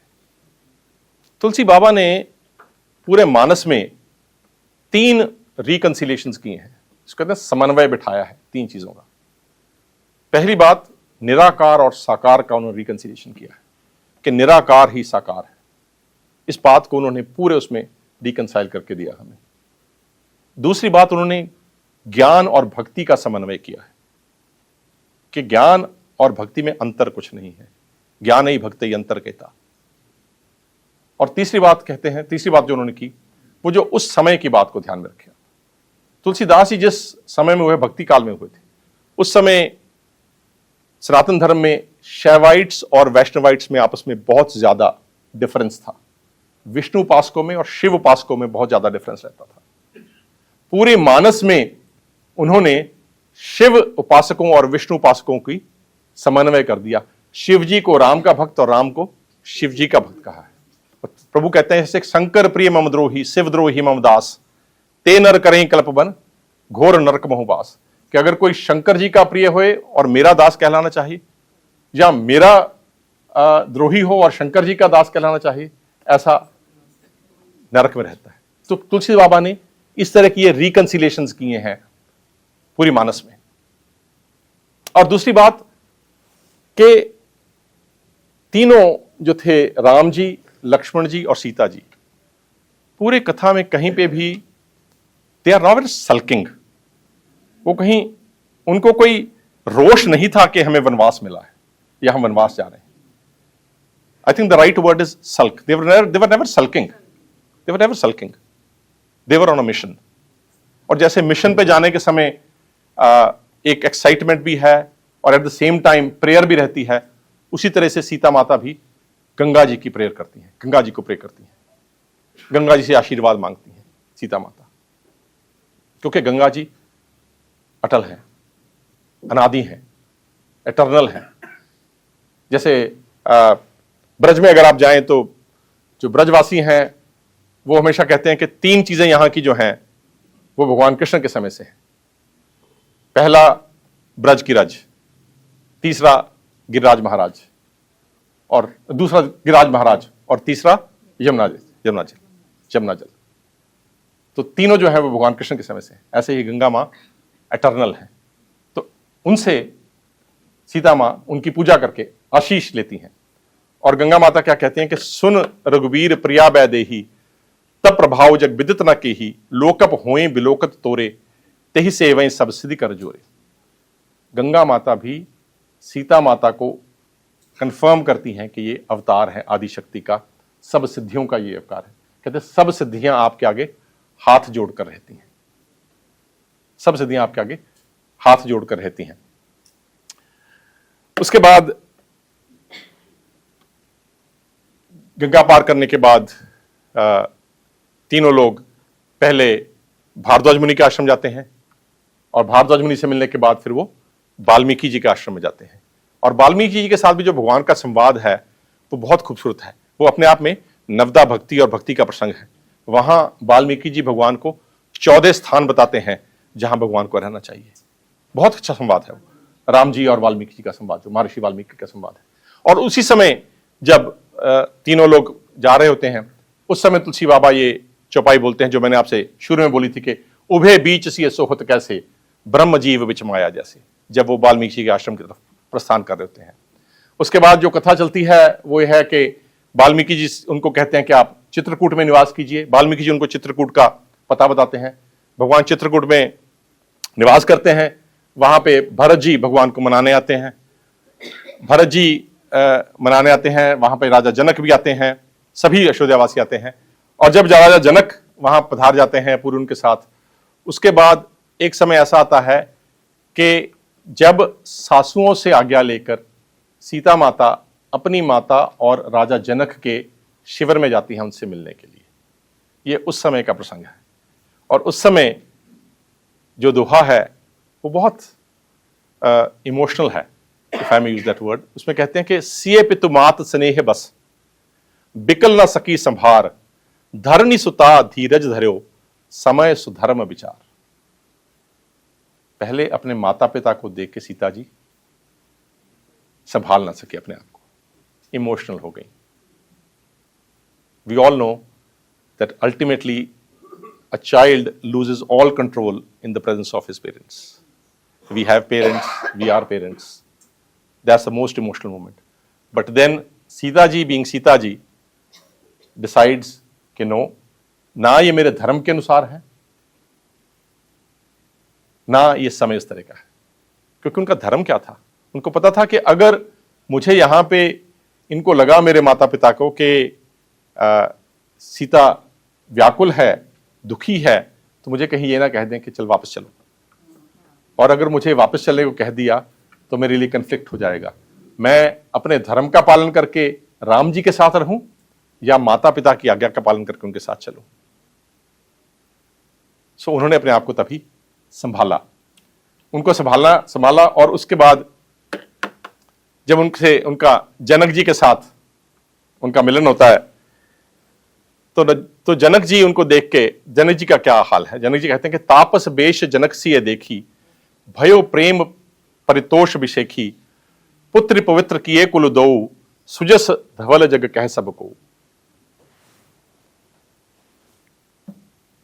जनक जी ने सीता जी को तपस्विनी के वेश में देखा। Again mixed feelings. प्रेम, पुत्री को देखा, प्रेम अवश्य था, लेकिन एक प्राइड भी था, एक संतोष भी था कि मेरी पुत्री अपने धर्म का पालन कर रही है, मेरी पुत्री अपने धर्म का पालन कर रही है। और फिर वो कहते हैं कि पुत्री तूने तो दोनों कुल पवित्र कर दिए, राजा निमी का कुल भी और रघुकुल भी, दोनों कुल तूने पवित्र कर दिए अपने कंडक्ट से, अपने धर्म से। और कहते हैं कि तेरा जो कीर्ति होगी, तेरा जो सुजस होगा, वो पूरे जगत में उज्जवल होगा। और उसके बाद बहुत अच्छी चौपाई आती है कि जितिसुर सर की रथ सर तोरी, गवन कीन विधि अंड करोरी, गंग अवन थल तीन बडेरे, यह के साधु समाज घनेरे। कहते हैं कि गंगा ने तो 3 तीर्थ किए हमें। 3 तीर्थ कौन? हरिद्वार, प्रयागराज और गंगा सागर। लेकिन पुत्री, जहां तेरी कीर्ति गाई जाएगी, जहां तेरी कीर्ति की चर्चा होगी, वही तीर्थ होगा, वही तीर्थ होगा। जहां तेरी कीर्ति की चर्चा होगी पुत्री, वही तीर्थ होगा। ये जनक जी का आशीर्वाद था माता सीता के लिए। और एक चौपाई जैसे है हमारे यहाँ के, मुद मंगलमय संत समाजू, जिम जग जंगम तीर्थ राजू। जहां भी सत्संग होता है वो तीर्थराज, प्रयाग के समान होता है। और वो कहते हैं कि जिस सत्संग में सीता जी की चर्चा हो रही होगी, सीता जी की कीर्ति की चर्चा हो रही होगी, वो तो बिल्कुल ही तीर्थराज हो जाएगा। ये जनक जी का आशीर्वाद था। उसके बाद जो कथा है वो ये है कि भरत जी भगवान की खड़ाऊं लेके अयोध्या लौट आते हैं। भरत जी के लौट आने के उपरांत भगवान को ये महसूस होता है कि चित्रकूट में अब भीड़ ज्यादा हो गई है, लोग जानने लग गए, मुनि लोग ज्यादा आने लग गए। तो फिर वो आगे चलते हैं, अत्रि मुनि के आश्रम में जाते हैं। अत्रि मुनि से मिलने के बाद अत्रि और अनुसुईया, अत्रि मुनि की जो पत्नी अनुसुईया थी, उनका सीता जी से संवाद बहुत अच्छा संवाद है, जहां वो नारी धर्म के बारे में सीता जी को बहुत अच्छा ज्ञान देती है। वो बहुत चर्चित है, बहुत लंबा है, मैं यहाँ पे उसकी चर्चा नहीं करूंगा। उसके बाद अगस्त्य मुनि से उनकी भेंट होती है और अगस्त्य मुनि भगवान को कहते हैं कि आप पंचवटी में निवास कीजिए। तो चित्रकूट में निवास भगवान ने किया था वाल्मीकि जी के सुझाव पर, और पंचवटी में वास किया भगवान ने मुनि अगस्त्य के स्वभाव। तो पंचवटी में भगवान विराजते हैं, और जब पंचवटी में भगवान रहते हैं वहां पे एक और प्रसंग बहुत अच्छा आता है, जहां पे लक्ष्मण जी, मैंने शुरू में कहा था लक्ष्मण जी ने जिज्ञासा की थी जो श्री राम गीता के नाम से प्रसिद्ध है, वो भी आप जरूर पढ़िएगा, उसका पाठ जरूर कीजिएगा। और जब वो 13 बरस वहां पे पंचवटी में रहते रहते गुजर जाते हैं, उस समय फिर शूर्पणखा एक दिन आती हैं और शूर्पणखा के नाक कान काटने का प्रसंग है। उसके बाद शूर्पणखा अपने भाई खरदूषण और विराट के पास जाती है, त्रिशरा के पास जाती है, और जब खरदूषण और त्रिशरा जो हैं वो तीनों आते हैं, उनका भगवान के साथ युद्ध होता है, भगवान उन तीनों को हराते हैं। और जब युद्ध होने लगता है तब भगवान लक्ष्मण जी को कहते हैं कि आप सीता जी को लेके एक कंदरा में चले जाओ, तब तक मैं निशाचरों का अंत करता हूं। तो भगवान जो खरदूषण और त्रिशरा का युद्ध है वो भगवान अकेले करते हैं, तब तक लक्ष्मण जी सीता जी को कंदरा में लेके ही रहते हैं। उसके बाद का जो प्रसंग है वो बहुत अच्छा है। भगवान सीता माता को एक दिन फिर कहते हैं कि सुनो प्रिया व्रत रुचिर सुशीला, मैं कछु करब ललित नर लीला, तुम पावक महु करो निवासा, जो लगी करो निशाचर नासा। इस एक चौपाई में बहुत मैसेजेस हैं, बहुत मैसेज। पहली बात तो ये चौपाई आंसर करती है उस क्वेश्चन को जो लोग कई बार अग्नि परीक्षा के संबंध में करते हैं, क्योंकि अग्नि परीक्षा के लिए सब लोग बहुत प्रश्न करते हैं। ये चौपाई उस शंका का निवारण करती है, समाधान करती है। और दूसरी बात कहते हैं कि भगवान कहते हैं कि मैं नरलीला करूंगा, पहले ही कह देते हैं कि नरलीला करूंगा। लेकिन इसके पहले जो एक चौपाई दोहा आता है वो ये भी आता है कि भगवान ये वार्तालाप सीता जी के साथ तब करते हैं जब लक्ष्मण जी वन में कंद मूल फल लेने गए होते हैं। तो लक्ष्मण जी को ये वार्तालाप के बारे में ज्ञान नहीं है। मानस में आता है कि लक्ष्मण जी को ये मालूम नहीं है कि ये एपिसोड हुआ था, क्योंकि उसका भी मैं आगे चल के आपको बताऊंगा कि रीजन क्या था। लेकिन यहां पे भगवान कहते हैं कि मैं कुछ नरलीला करूंगा, और इसलिए जब तक मैं नरलीला करूंगा तब तक तुम अग्नि में निवास करो। तो भगवान ने सीता माता को अग्नि में निवास करवाया था, अग्नि भगवान के सुपुर्द किया था। 2 points here very important. First is a lesson for us that as a husband, Ramji was demonstrating that he was protecting Sita ji at all cost. Whatever it may take, he was committed to protecting Sita ji.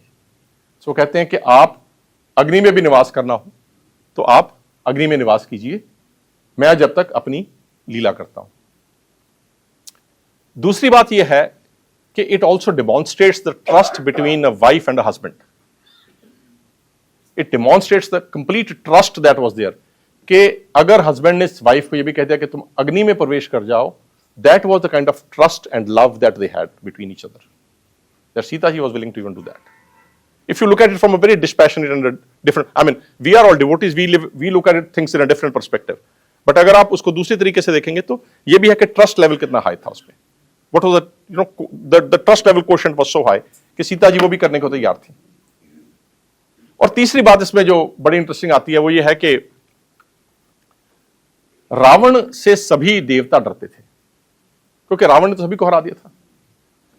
तो भगवान को पता था कि लीला के चलते आगे चल के हनुमान जी ने लंका को जलाना है, और ये ना हो कि अग्नि देवता महाराज कहीं डर के, रावण के डर से लंका को जलाएं ही ना। तो फिर उन्होंने अपनी आदि शक्ति को अग्नि में रखा और अग्नि को आदि शक्ति की शक्ति दी, ताकि जब हनुमान जी लंका दहन करें तो वहां पे सीता जी अग्नि में। एक ये भी कथा है, इंटरप्रिटेशंस हैं डिफरेंट डिफरेंट। देखिए हमारे स्क्रिप्चर्स में सबसे खूबसूरत बात यह है कि we all have the liberty to interpret the way we like. It is like this, अगर मैं आप सबको कहूं कि जैसे आप यहां बैठे हैं, आप अपने मोबाइल से लेके सामने की फोटो लीजिए, every photograph will be different, because each of you is sitting at a different position, each of you has a different perspective. Similarly if I से कि 5 मिनट बाद लीजिए, 5 मिनट बाद डिफरेंट होगी, because somebody has moved, somebody has gone up, somebody has left, somebody has dozed off, what do you know? So the scriptures allow us, हमारे religion की strength यही है, It allows us the liberty to interpret what we think is our perspective. जो self inquiry वाला वो है, क्योंकि जो ये क्वेश्चन है कि ultimately it is the self which has to discover its own self. आपको ही खुद को अपने सेल्फ को ढूंढना है. Nobody else can do it for you. Nobody else can do it. भगवान बुद्ध ने भी आनंद को कहा था मरते समय कि अपना दीपक स्वयं बनो. और इसीलिए ये भी कथा है कि शायद अगले ही दिन जब भगवान बुद्ध चले गए तो आनंद को ज्ञान प्राप्त हो गया. शायद भगवान बुद्ध ही उसमें बाधा थी. सो we have to be our own. This is the kind of liberty that we have in our scriptures to interpret them the way we like. मैं अक्सर क्या करता हूं कि जब भी आप श्रीमद् भगवद गीता का अध्ययन करते हैं तो उसी श्लोक को आप कुछ दिन बाद पढ़ेंगे, आपको कुछ और लगेगा. ऐसे ही हम सबको उसी श्लोक का डिफरेंट मीनिंग लगेगा, कंटेक्स्ट डिफरेंट लगेगा. And of course my favourite quote is that there is no question in this world to which the Gita does not have an answer. The Gita can answer every question that the human mind can ever conceive. That is the beauty of that great scripture that we have. खैर आगे बढ़ाते हैं कथा को. उसके बाद सीता माता अग्नि में प्रवेश कर जाती हैं और वहां पे अपना प्रतिबिंब रखती हैं. जो सीता माता खुद अग्नि में निवास करती हैं और जो भगवान के साथ रहते हैं वो उनका प्रतिबिंब रहता है. और इस बात की जो खबर है वो लक्ष्मण जी को नहीं होती कि लक्ष्मण हूं यह मरम ना जाना, क्योंकि उसके बाद भगवान ने कुछ लीला करनी है. भगवान ने विरह भी दिखाना है. वही विरह जो नारद के वचन को सत्य करने वाला था. देखिए बार बार आप देखेंगे कि मानस में क्या बात है कि नारद का वचन झूठ नहीं होता. नारद मुनि ने भगवान को यह श्राप दिया था कि आप नारी के विरह में दुखी हो गए. भगवान को यह लीला भी करनी थी.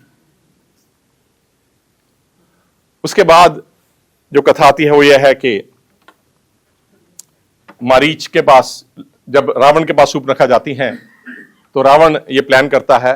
और रावण वहां पे एक बहुत सुंदर चौपाई आती मानस में कि रावण खुद कहता है कि मेरे क्योंकि तामसिक देह है, मैं निश्चर हूं, इसलिए मुझे भजन तो नहीं होगा. मेरी मुक्ति का एक ही तरीका है कि मैं भगवान से बैर बढ़ा के अपनी मुक्ति का प्राप्त करूं. उसने कहा दो ही चीजें हैं. अगर वो भगवान है मुझे मारेंगे तो मेरी मुक्ति हो जाएगी, अगर वो नर हैं तो उनकी पत्नी को ले आऊंगा, बात खत्म हो गई. So for Ravana it was a win win situation either way. So Ravana उसके बाद मारीच के पास जाता है. मारीच वही है जिसको भगवान ने ताड़का के समय यहां भेजा था. तो मारीच भी रावण को बहुत समझाता है कि भाई क्यों वैर ले रहा है. तब जब मारीच देखता है कि रावण नहीं मानेगा तब एक बहुत अच्छी चौपाई आती है कि तब मारीच हृदय अनुमाना नवई विरोध ही नहीं कल्याणा. तो कौन से 9 लोग हैं जिनके साथ आपको विरोध नहीं करना चाहिए? शस्त्री मर्मी प्रभु सठ धनी वैद बंदी कभी भानस गुनी. 9 लोग हैं जिनके साथ आपको बैर नहीं करना चाहिए. शस्त्री जिसके हाथ में शस्त्र हो उसके साथ बैर मत करिए. मर्मी जिसको आपका सीक्रेट पता हो उसके साथ बैर मत करिए. प्रभु जो आपका मालिक हो उसके साथ बैर. सठ मूर्ख के साथ. धनी ऑब्वियसली धनी के साथ नहीं करते. वैद डॉक्टर के साथ नहीं. बंदी कवि और कुक इनके साथ बैर नहीं करना चाहिए. देखिए रामचरितमानस में जहां ज्ञान और भक्ति की बातें आती हैं वहां पे हमें अपने जीवन को कैसे निर्वाह करना है इसके बारे में भी बहुत ज्ञान है. हम पाठ करते, जैसे मैंने पहले कहा, पाठ करने से ही कल्याण हो जाएगा, लेकिन अगर हम इसकी गूढ़ता में जाएंगे, इसके अर्थ में जाएंगे तो हमें बहुत कुछ प्राप्त होता है. तो उसके बाद मारीच सोने का मृग बन के आता है. जब सुनहरा मृग बन के आता है तो चौपाई आती है कि सीता परम रुचिर मृग देखा अंग अंग सुमनोहर बेशा सुनो देव रघुबीर कृपाला यह मृग करती सुंदर छाला. सीता जी ने हिरण को देखा. और यहां पे जो हमारे लिए लेसन है वो the couple of them. First, जो जैसा दिखता है वैसा अक्सर नहीं होता. दिखने में तो ये मृग था लेकिन था ये राक्षस. दूसरी बात, लोभ, desire. Sita ji had a desire, कामना उत्पन्न हुई उनमें कि इसकी छाल, सुंदर छाल को लेने. लोभ हुआ कि इसकी सुंदर छाल अगर मिल जाए तो बहुत हो गया। कामना और लोभ, इसके बारे में तुलसीदास जी एक बहुत अच्छा बोलते हैं, काम क्रोध मद लोभ सब नाथ न रख के पंथ, सब पर हर रघुबीरई भजो बजे यही संत। काम क्रोध लोभ और मद, ये सब नरक के रास्ते लेके जाते हैं आपको। This is what you should hear from it. और दूसरी अगर देखें तो कहते हैं कि सुनो देव रघुबीर कृपाला, एक शब्द से भी संबोधन कर सकती थी सीता माता, लेकिन देव कहती है, you are divine, trying to remind भगवान कि आप यहां डिविनिटी हो, नरलीला करने आए हो, 13 वर्ष हो गए हैं, काफी काम अभी बाकी है, आप वीर भी हो और कृपालु भी हो, आपने तो ये प्रण ले रखा है कि मैं निश्चरों का वध करूंगा मुनियों के लिए। ये उनको रिमाइंड करते हुए करती हैं। और उसके बाद प्रभु क्या कहते हैं कि सत्य संध प्रभु बधि कर एही, आनु चरम कहत बै देही, तब रघुपति जानत सब कारण, उठे हर्ष सुर काज संवारन। तब भगवान सब जानते हुए, अपनी लीला का हिस्सा देखते हुए, सुर का काज, देवताओं का कार्य जो था रावण के वध का, वो करने के लिए उठे। अवतार कभी भी एक वजह से नहीं होता। राम अवतार सिर्फ रावण के वध के लिए नहीं था, रावण ने तो मर ही जाना था, वो तो एम्बॉडीड था। Everybody who has a body will die. Ravan had a body, Ravan had to die, Ravan would have died any case. The issue was the message. और उसमें तुलसीदास जी 2 जगह बहुत अच्छी बात कहते हैं। एक विप्र धेनु सुर संत हित, लीन मनुज अवतार, निज इच्छा निर्मित तन, माया गुण गोपार। जहां वो निराकार और साकार का समन्वय करते हैं कि विप्र इज नॉलेज। मैंने पिछली बार भी कहा था, विप्र is knowledge, economic prosperity, environment, good governance, इसके लिए कहते हैं गोदुज धेनु देव हितकारी, कृपा सिंधु मानुष तनधारी। बार बार तुलसीदास जी बात करते हैं, अवतार कभी एक वजह से नहीं होता। अवतार का जो राम अवतार हुआ, उसमें जब एक जो एलिमेंट था, प्रभु ने मर्यादा दिखा दी, धर्म का सारा हमें पाठ दिखा दिया। अब प्रभु ने जो रावण वध वाली लीला थी, उसको करने के लिए भगवान अब उठते हैं। और उसके बाद जब मारीच को मारते हैं तो आता है कि आरत गिरा सुनी जब सीता, कह लक्ष्मण सन परम सभीता, जाहु बेग संकट दिव्राता, लक्ष्मण बेस कहा सुन माता। जैसे कथा आती है कि जब तीर मारते हैं तो मारीच पहले कहता है हा राम, और फिर लक्ष्मण बोलता है, हा लक्ष्मण बोलता है, और उसके बाद मन में राम जी का नाम लेके फिर प्राण त्यागता है। और जब लक्ष्मण जी की आवाज सुनती है तो सीता माता उनको कहती हैं कि आप जाओ, तो लक्ष्मण जी हंस के कहते हैं कि भाई माता, why are you getting unnecessary scared. तो वहां पे बहुत अच्छी एक चौपाई आती है, तो कहते हैं कि भ्रिकुटि बिलास सृष्टि लय सोई होई, सपने उस संकट परे की सोई। मैंने आपको शुरू में कहा था कि यही बात सीता माता के लिए तुलसीदास जी ने कही थी कि भ्रिकुटि के बिलास जो रचना कर देती हैं, और यहां कहते हैं कि भ्रिकुटि बिलास सृष्टि लय हुई।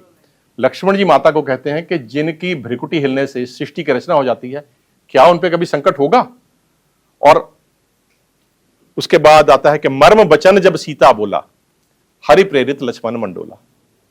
यहां पे पहला पार्ट इंपॉर्टेंट नहीं है, सेकंड पार्ट इंपॉर्टेंट है।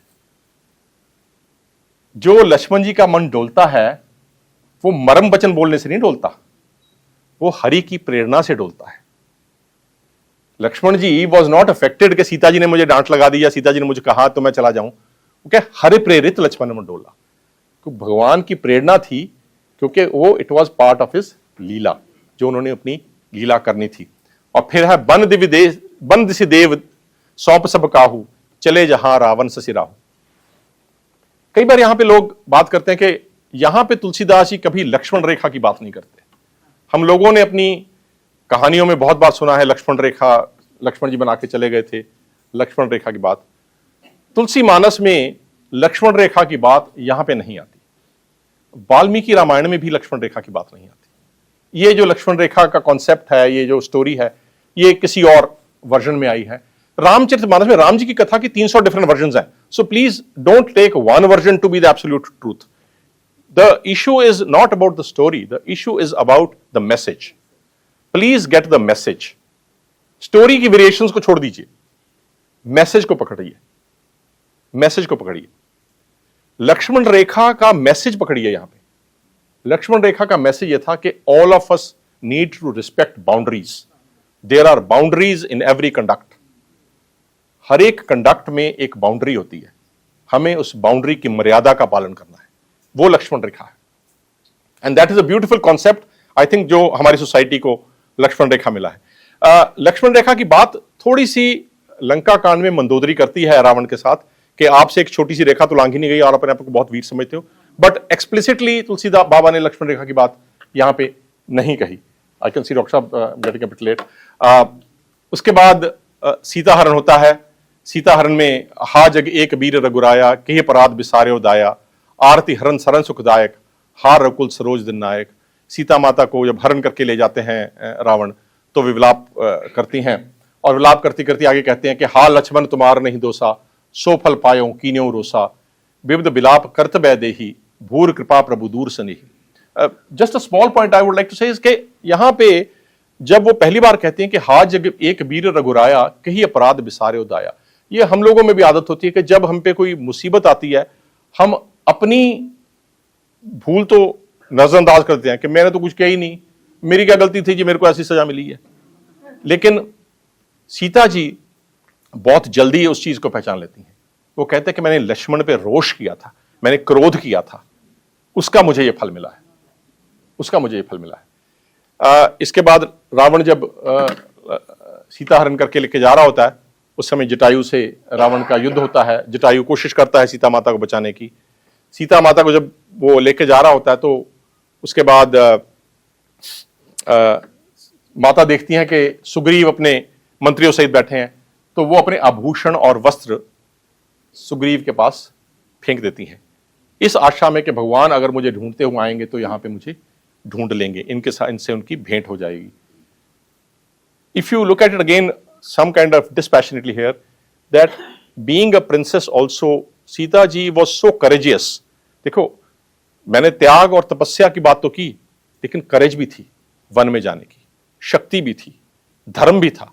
सो Sita ji was personifying everything, त्याग, तपस्या, शक्ति, धर्म, करेज, और यहां पे presence of mind, that even in this kind of situation, जब रावण आपको हर के जा रहा है, she had that presence of mind to leave some kind of signs for Ram ji to follow her। उसके बाद की जो स्टोरी है वो ये है कि भगवान राम आते हैं, जटायु से पूछते हैं, जटायु सबसे पूछते हैं वो, हे खगबग हे मधुकर श्रेणी, तुम देखी सीता मृगनैनी। और उसके बाद जटायु से उनकी भेंट होती है। जटायु उनको कहते हैं कि रावण लेके गया उनको दक्षिण दिशा की तरफ गया है, वहां से शबरी माता के साथ उनकी भेंट होती है। शबरी माता उनको कहती हैं कि आप सुग्रीव के पास जाओ, पंपा सरस जाओ रघुबीरा, और वहां पे हनुमान जी से उनकी भेंट होती है। बाली का वध करते हैं प्रभु। बाली का वध करने के बाद फिर सुग्रीव जब सबको भेजते हैं बानरों को सीता माता को ढूंढने के लिए, फिर भगवान हनुमान जी को अपनी मुद्रिका देते हैं कि भाई जब भी सीता को मिलना तो मुझे मेरा बल और विरह दोनों सुनाना उनको। और फिर हनुमान जी मुद्रिका लेके लंका में प्रवेश कर जाते हैं। लंका में वहां उनकी विभीषण से मुलाकात होती है, और विभीषण से जब मुलाकात उनकी हो जाती है तो विभीषण को वो कहते हैं कि कहे हनुमंत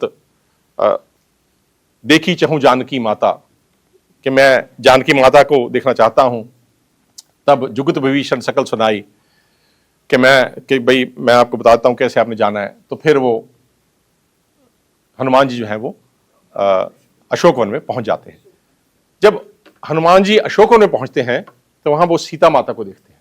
कैसे देखते हैं सीता माता को? जब वो सीता माता को देखते हैं, वो देखते ही पहले तो छोटा सा रूप होता है हनुमान जी का, कि देख मने महु कीन प्रणामा, बैठे बीत जात निस जामा, कृष्ण शीस जटायक बेनी, जपत हृदय रघुपति गुण श्रेणी। कि सीता माता बैठी हैं और रात दिन बैठते ही गुजर जाती है उनकी, बैठे बीत जात निस जामा, रात भी उनकी ऐसे बैठे बैठे बीत जाती है। और दुबली हो गई हैं, सिर पे एक जटा है, सिर्फ बाल बिखरे हुए हैं, सिर पे एक जटा रह गई है, सिर्फ बाल जो है सब जटा की तरह हो गए हैं। लेकिन क्या कर रही हैं? जपत हृदय रघुपति गुण श्रेणी, भगवान के नाम का जप चल रहा है। और जो उसके बाद का दोहा आता है वो बहुत ही अच्छा है। वो कहते हैं कि निज पद नयन दिए मन, राम पद कमल लीन, परम दुखी भा पवन सुत देख जानकी ली। जानकी जी अशोक वाटिका में बैठी हैं, उनका ध्यान जो है अपने चरण कमलों की तरफ केंद्रित है। मन में राम नाम चल रहा है, ध्यान उनका चरण कमलों पे केंद्रित है।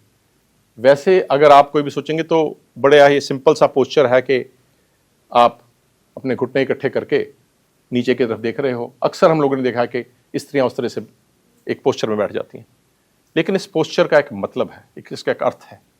वो क्या है कि जब आपका ध्यान अपने जो पैरों के जो दो अंगूठे हैं, अगर आप उनको इकट्ठे करके और अगर आपका ध्यान उन पे केंद्रित होगा, उसको योगांग सिद्ध उन्मनी मुद्रा कहते हैं।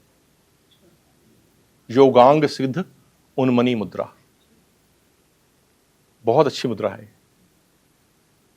मुश्किल बहुत है लेकिन बहुत अच्छी मुद्रा है। उन्मनी क्या होता है? Unmani is when you have even transcended beyond thoughts, when there are no thoughts. When we are awake, we have both thoughts and senses. When we are dreaming, we have only thoughts, we have no awareness. When we are in deep sleep, we have no thoughts, we have no awareness. But when we are in samadhi or in unmani mudra, उन्मनी state में होते जब आप, जिसको जागृत सुषुप्ति भी कहते हैं, then you have awareness but no thoughts, there are no thoughts, and when there are no thoughts there can be no desire, and that is the state where you want to go. मां उस state में बैठी हुई है, उन्मनी मुद्रा में बैठी हुई है, और चरण कमल वही चरण कमल है जो भगवान के, तो भगवान के चरणों का ध्यान करके उस मुद्रा में बैठी, और उस मुद्रा में बैठे हुए हनुमान जी को बहुत दुख हुआ जब उन्होंने माता सीता को देखा। उसके बाद की जो कथा है उसमें यह है कि रावण आता है कि तरु पल्लव महारहा लुकाई, करें विचार करो का भाई, तेही अवसर रावण तहां आवा, संग नारी भूकिए बनावा। और फिर कहता है कि बहुविधि खल सीते ही समझावा, बहुत तरह से उसने मूर्ख ने सीता जी को समझाने की कोशिश की। साम दाम भय भेद दिखावा, सब कुछ किया उसने, साम दाम भय भेद सब कुछ दिखाने की कोशिश की, लेकिन फिर सीता जी ने क्या किया? वो कहता भी है रावण, कह रावण सुन सुमुख से आनी, मंदोदरी आदि सब रानी, तबन चरी करूं पन मोरा, एक बार बिलोक मोरा, कि मैं मंदोदरी आदि सभी रानियों को तुम्हारी दासी बना दूंगा, एक बार मेरी तरफ देख लो। रावण सीता जी को सुमुख भी कहता है, सयानी भी कहता है, और यह भी कहता है कि मैं सभी रानियों को, मंदोदरी आदि सभी रानियों को तुम्हारी दासी बना दूंगा, एक बार देख लो। लेकिन सीता जी का क्या उस पे है कि तृणधरी ओट कहत बै देही, सीता जी एक तिनके का पर्दा करके उनको कहती हैं कि सुमिर अवधपति परम स्नेही। यहां पे भगवान तुलसीदास जी हमें याद कराते हैं कि वो वैदेही भी हैं, विदेह और अवध दोनों राज्यों की उनमें वो है। और सुन दसमुख द्योत प्रकाशा, कभों की नलनी करे विकासा, कि तुम तो जुगनू हो, तुम राम जी का क्या मुकाबला करोगे, राम जी सूर्य है, तुम जुगनू।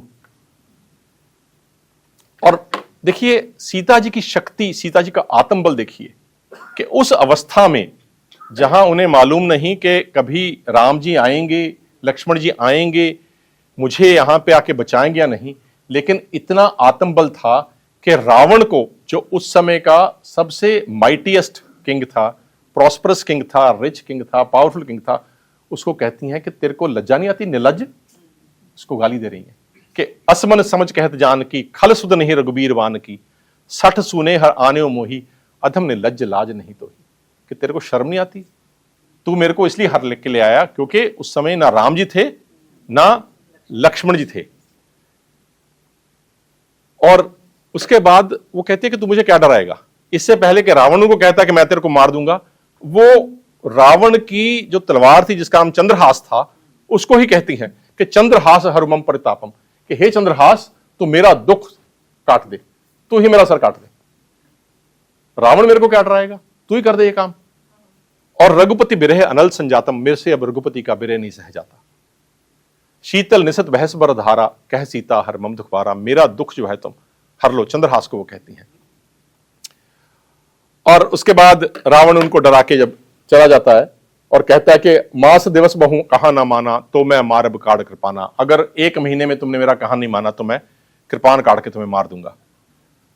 तो उसके बाद जब रावण चला जाता है तो सीता जी को फिर जैसे होता है ना, एक बांध सा टूट जाता है, डेस्परेशन हो जाती है कि अगर इसे मुझे मारना ही है तो मैं आप ही अपना देह त्याग कर दूं। एक डेस्परेशन होती है। तो त्रिष्टा को कहती हैं कि आपने तो मेरा हमेशा विपत्ति में संग दिया है कि मैं अपना ये देह तज देती हूं, आप मेरी रक्षा कीजिए, आप मेरी हेल्प कीजिए। त्रिष्टा माता जो थी वो बहुत सियानी थी। यहां पे एक चौपाई बहुत अच्छी आती है कि त्रिष्टा माता उनको कहती है कि निसिना अनल मिल सुन सुकुमारी अस कह सोनिज भवन सिधारी। वो सीता माता को कहती है कि रात हो गई है, अब अग्नि कहां से मिलेगी, मैं जा रही हूं। रात में तो अग्नि अग्नि है, दीप इतने जल रहे हैं। उन दिनों में इलेक्ट्रिसिटी तो थी नहीं, कोई दीप ही जल रहे थे, तो चारों तरफ दीप जल रहे थे, तो अग्नि ना मिलने का तो कोई कारण नहीं था। और उन्होंने कहा कि रात हो गया, मैं अग्नि कहां से लाऊंगी, सुबह देखेंगे इसको। और वो कह के वो चली जाती हैं। माता अपना जो है विरह जारी रखती हैं। वो अशोक वाटिका से भी कहती हैं और आकाश से भी कहती हैं। वो कहती हैं कि कह सीता विधिबाप त्रिकूला मिले न पावक मिटे न सूला देखत प्रगट गगन अंगारा अवनि न आवत एक उतारा। कि तारे जो हैं, तारे शीतल हैं। वैसे तो तारे शीतल होते हैं, ठंडे होते हैं, लेकिन यहां सीता माता को सब अंगारे लग रहे हैं। और कहते इतने अंगारे हैं ऊपर, एक तो गिर जाओ नीचे ताकि मेरे को अग्नि मिल जाए, मैं अपनी देह को वो करूं। ये सब सुनने के बाद हनुमान जी को बहुत दुख होता है। तो बहुत खूबसूरत जो दोहा है वो आता है कि हनुमान जी तो मुद्रिका गिरा देते हैं। और जब मुद्रिका गिरा देते हैं हनुमान जी, तो माता जो मुद्रिका देखती हैं तो कहती कि तब देखी मुद्रिका मनोहर राम नाम अंकित अति सुंदर चकत चितव मुद्री पहचानी हर्ष विषाद हृदय कुलानी। फिर हर्ष और विषाद हो गया, जिसकी मैं बात कर रहा था आपको। माता को फिर हर्ष विषाद इकट्ठा हो गया। माता ने मुद्रिका देखी, मुद्रिका पे राम नाम अंकित है। हर्ष हुआ कि अरे भगवान राम की मुद्रिका ये कहां से आ गई। और विषाद ये हुआ कि ये लेके कौन आया, कहीं किसी ने उनको नुकसान तो नहीं कर दिया उनका, तब ले आया। उनसे हर के कौन ला सकता है, और माया से तो ये बन नहीं सकती, तो ये आई कहां से है। ये माता को लिए दोनों ही हर्ष और विषाद का कारण हो जाता है कि तब देख चकित मुद्री पहचानी हर्ष विषाद हृदय कुलानी और जीत को सके अजय रघुराई माया तेस रच नहीं जाई और सीता मन विचार कर नाना मधुर वचन बोलियो हनुमाना रामचंद्र गुण बर नहीं लागा सुनते ही सीता कर दुख भागा। और फिर कहते हैं कि लागी सुनय श्रवण मन लाई आदि हूं ते सब कथा सुनाई श्रवणामृत जही कथा सुहाई कहीं से प्रकट होत के न भाई। कि भाई तूने जो मुझे सारी राम कथा सुना दी, अब आ भी जा।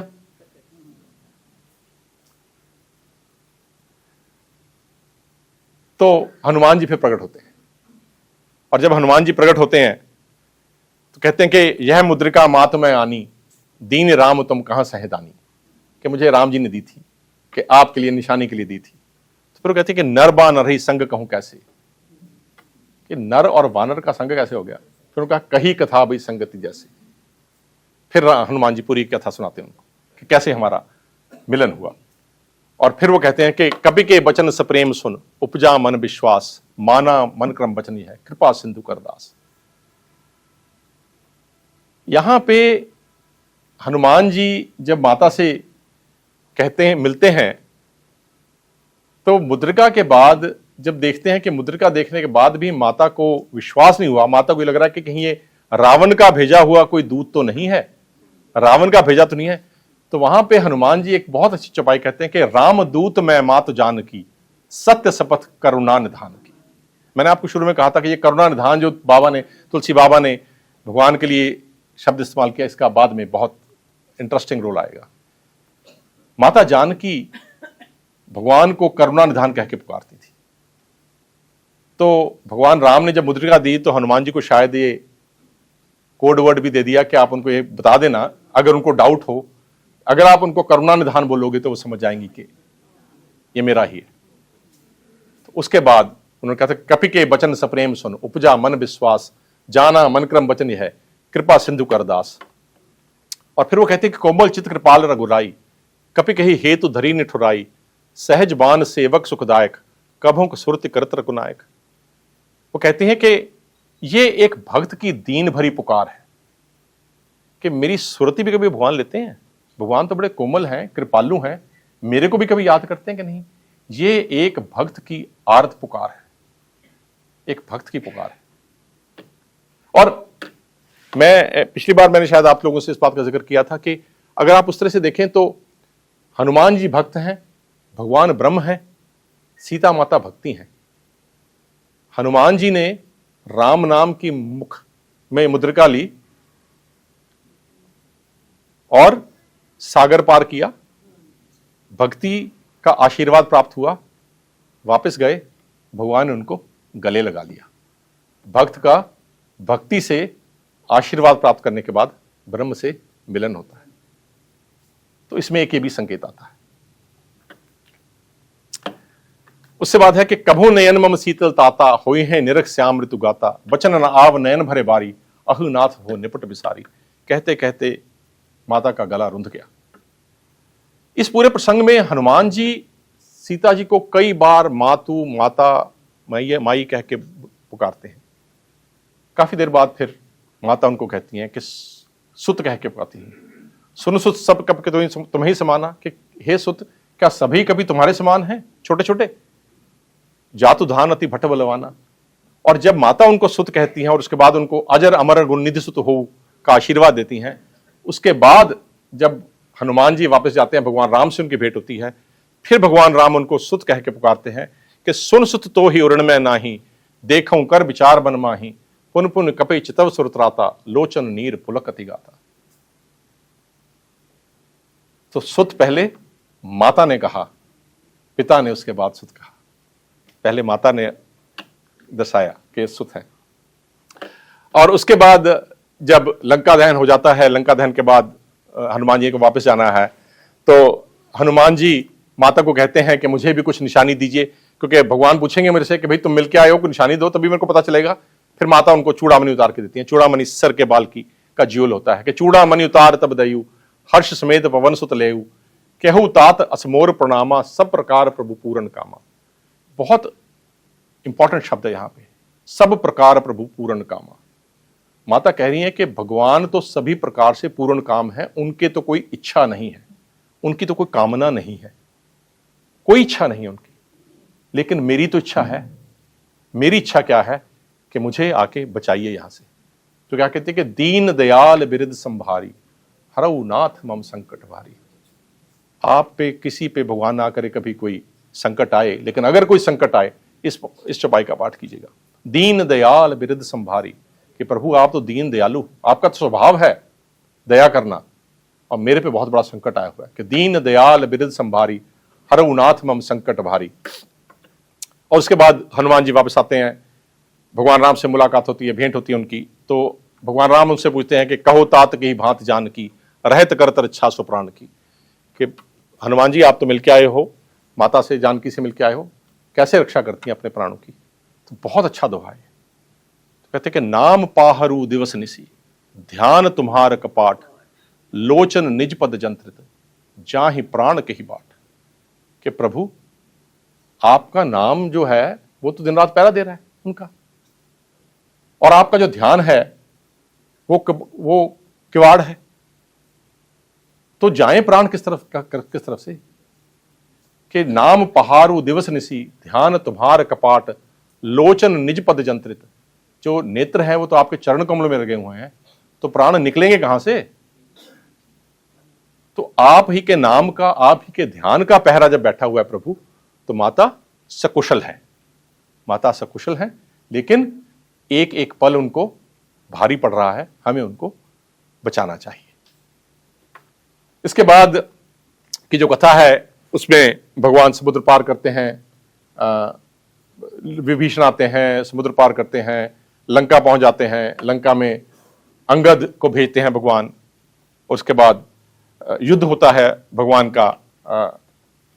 उस युद्ध में पहले भगवान कुंभकर्ण का वध करते हैं, फिर लक्ष्मण जी मेघनाद का वध करते हैं, और उसके बाद भगवान का रावण के साथ युद्ध हो जाता है। रावण के साथ जब युद्ध हो रहा है भगवान का, उस समय एक दिन रावण को बहुत ज्यादा क्षति होती है और रावण का सारथी रावण को लंका ले जाता है। उसी रात को त्रिजटा फिर सीता माता के पास आती है और उनको बताती है कि तेहि निसी सीता पह आई, त्रिजटा कह सब कथा सुनाई, सिजबुड़ बन बाढ़ सुलत्र पुकेरी, सीता और भई त्रास घनेरी।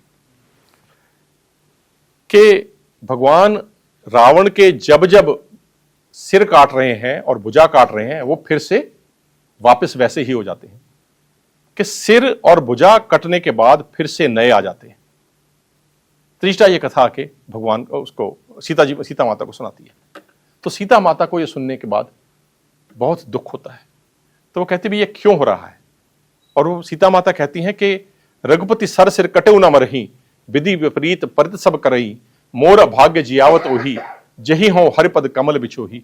मेरा ही कुभाग्य है कि रावण अभी तक नहीं मर रहा और मेरा वियोग जो है वो खत्म नहीं हो रहा। सीता जी अपने आप को दोष देती है, लेकिन यहां पे बहुत अच्छा निवारण करती है त्रिजटा, बहुत अच्छा निवारण करती है। और ये जो शंका थी उसका निवारण है कि रावण के शीश क्यों बढ़ रहे थे। तो कहते कि यही के हृदय बस जानकी, जानकी और मम बास है, मम उदर भुवन अनेक बान मारत, लागत बान सब कर नाश है। तो भगवान वो त्रिजटा कहती है कि भगवान ये जानते हैं कि इसके हृदय में जानकी रहती है और जानकी के हृदय में मैं रहता हूं और मेरे यहां 14 भुवन रहते हैं। अगर मैंने इसके हृदय में बाण मारा तो सभी का नाश हो जाएगा। तो भगवान इसलिए उसको नहीं मारते। और यहां पे जो मैं बात आप करता कि सीता जी को हर्ष और विषाद फिर से हुआ। हर्ष क्यों हुआ? हर्ष इसलिए हुआ कि भगवान ने कहा कि जानकी और मम बास है, कि मैं जानकी के हृदय में बसता हूं। इस बात का सीता जी को हर्ष हुआ। और विषाद किस बात से हुआ कि रावण मरेगा कैसे, रावण मरेगा कैसे। उसका फिर त्रिजटा कहती हैं कि मरेगा ऐसे कि जब इसका ध्यान अपने शीश की तरफ, जब बार बार इसके सर कटेंगे तो इसका ध्यान ओझल होगा और उसके बाद भगवान इसको मारेंगे। तो उसमें है कि नाभि कुंड पीयूष बस जाके, नाथ जियत रावण बल ताके। विभीषण की लीला है। विभीषण कहते हैं कि भगवान इसके नाभि कुंड में पीयूष है, अमृत है, रावण उसकी वजह से जी रहा है। और फिर भगवान 31 बाण छोड़ते हैं कि जो रावण का वध करते हैं। और रावण के वध होने के बाद फिर से हनुमान जी दूत बन के माँ को सुख संदेश सुनाने आते हैं। हनुमान जी को ही क्यों भेजा? क्योंकि हनुमान जी पहले भी दूत बन के गए थे भगवान के माता के पास, माता पहचानती थी। और वहां कहते हैं कि वो आके क्या कहते हैं कि सब विधि कुशल कौशलाधीसा, मातु समर जीत्यो दसीसा, अभिचल राज भीषण पायो, सुन के वचन हर्ष उर छायो। पहले ही शुरू में ही उन्होंने कह दिया कि सब विधि कुशल कौशलाधीसा, सब प्रकार से भी। इससे पहले कि आप मेरे से पूछो कि लक्ष्मण जी ठीक हैं, सुग्रीव ठीक है, अंगद ठीक थे, बाकी कोई सी नुकसान तो नहीं, वो कहते सबको ठीक ठाक है कि सब विधि कुशल कौशलाधीसा, नाथ मात समर जीते उदस्सीसा। तो ये जो शुभ समाचार था ये हनुमान जी ने उनको सुनाया।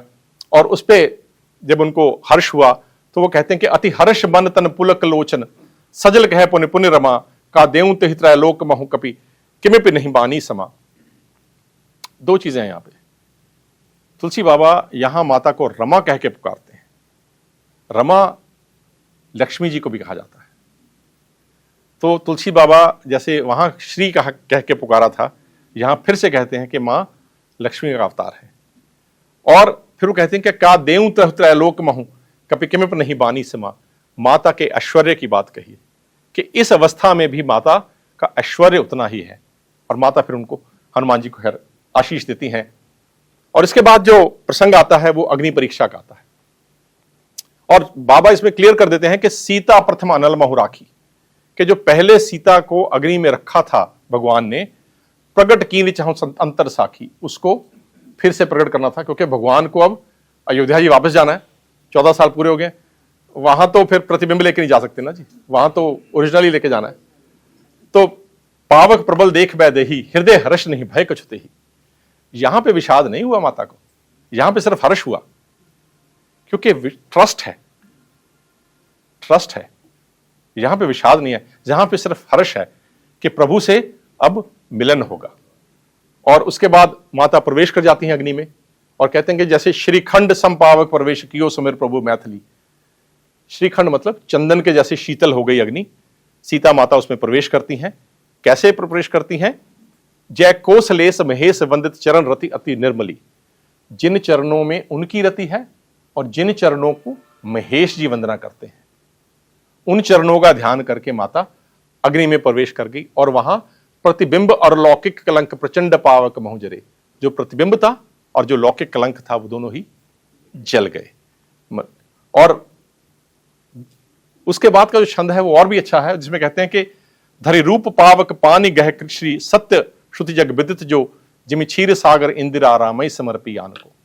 कि जैसे क्षीर सागर ने समुद्र मंथन के समय लक्ष्मी जी को हरि को भेंट किया था, दिया था, उसी तरह से अग्नि भगवान सीता जी का हाथ लेके उनको भगवान राम को समर्पित करने आ गए।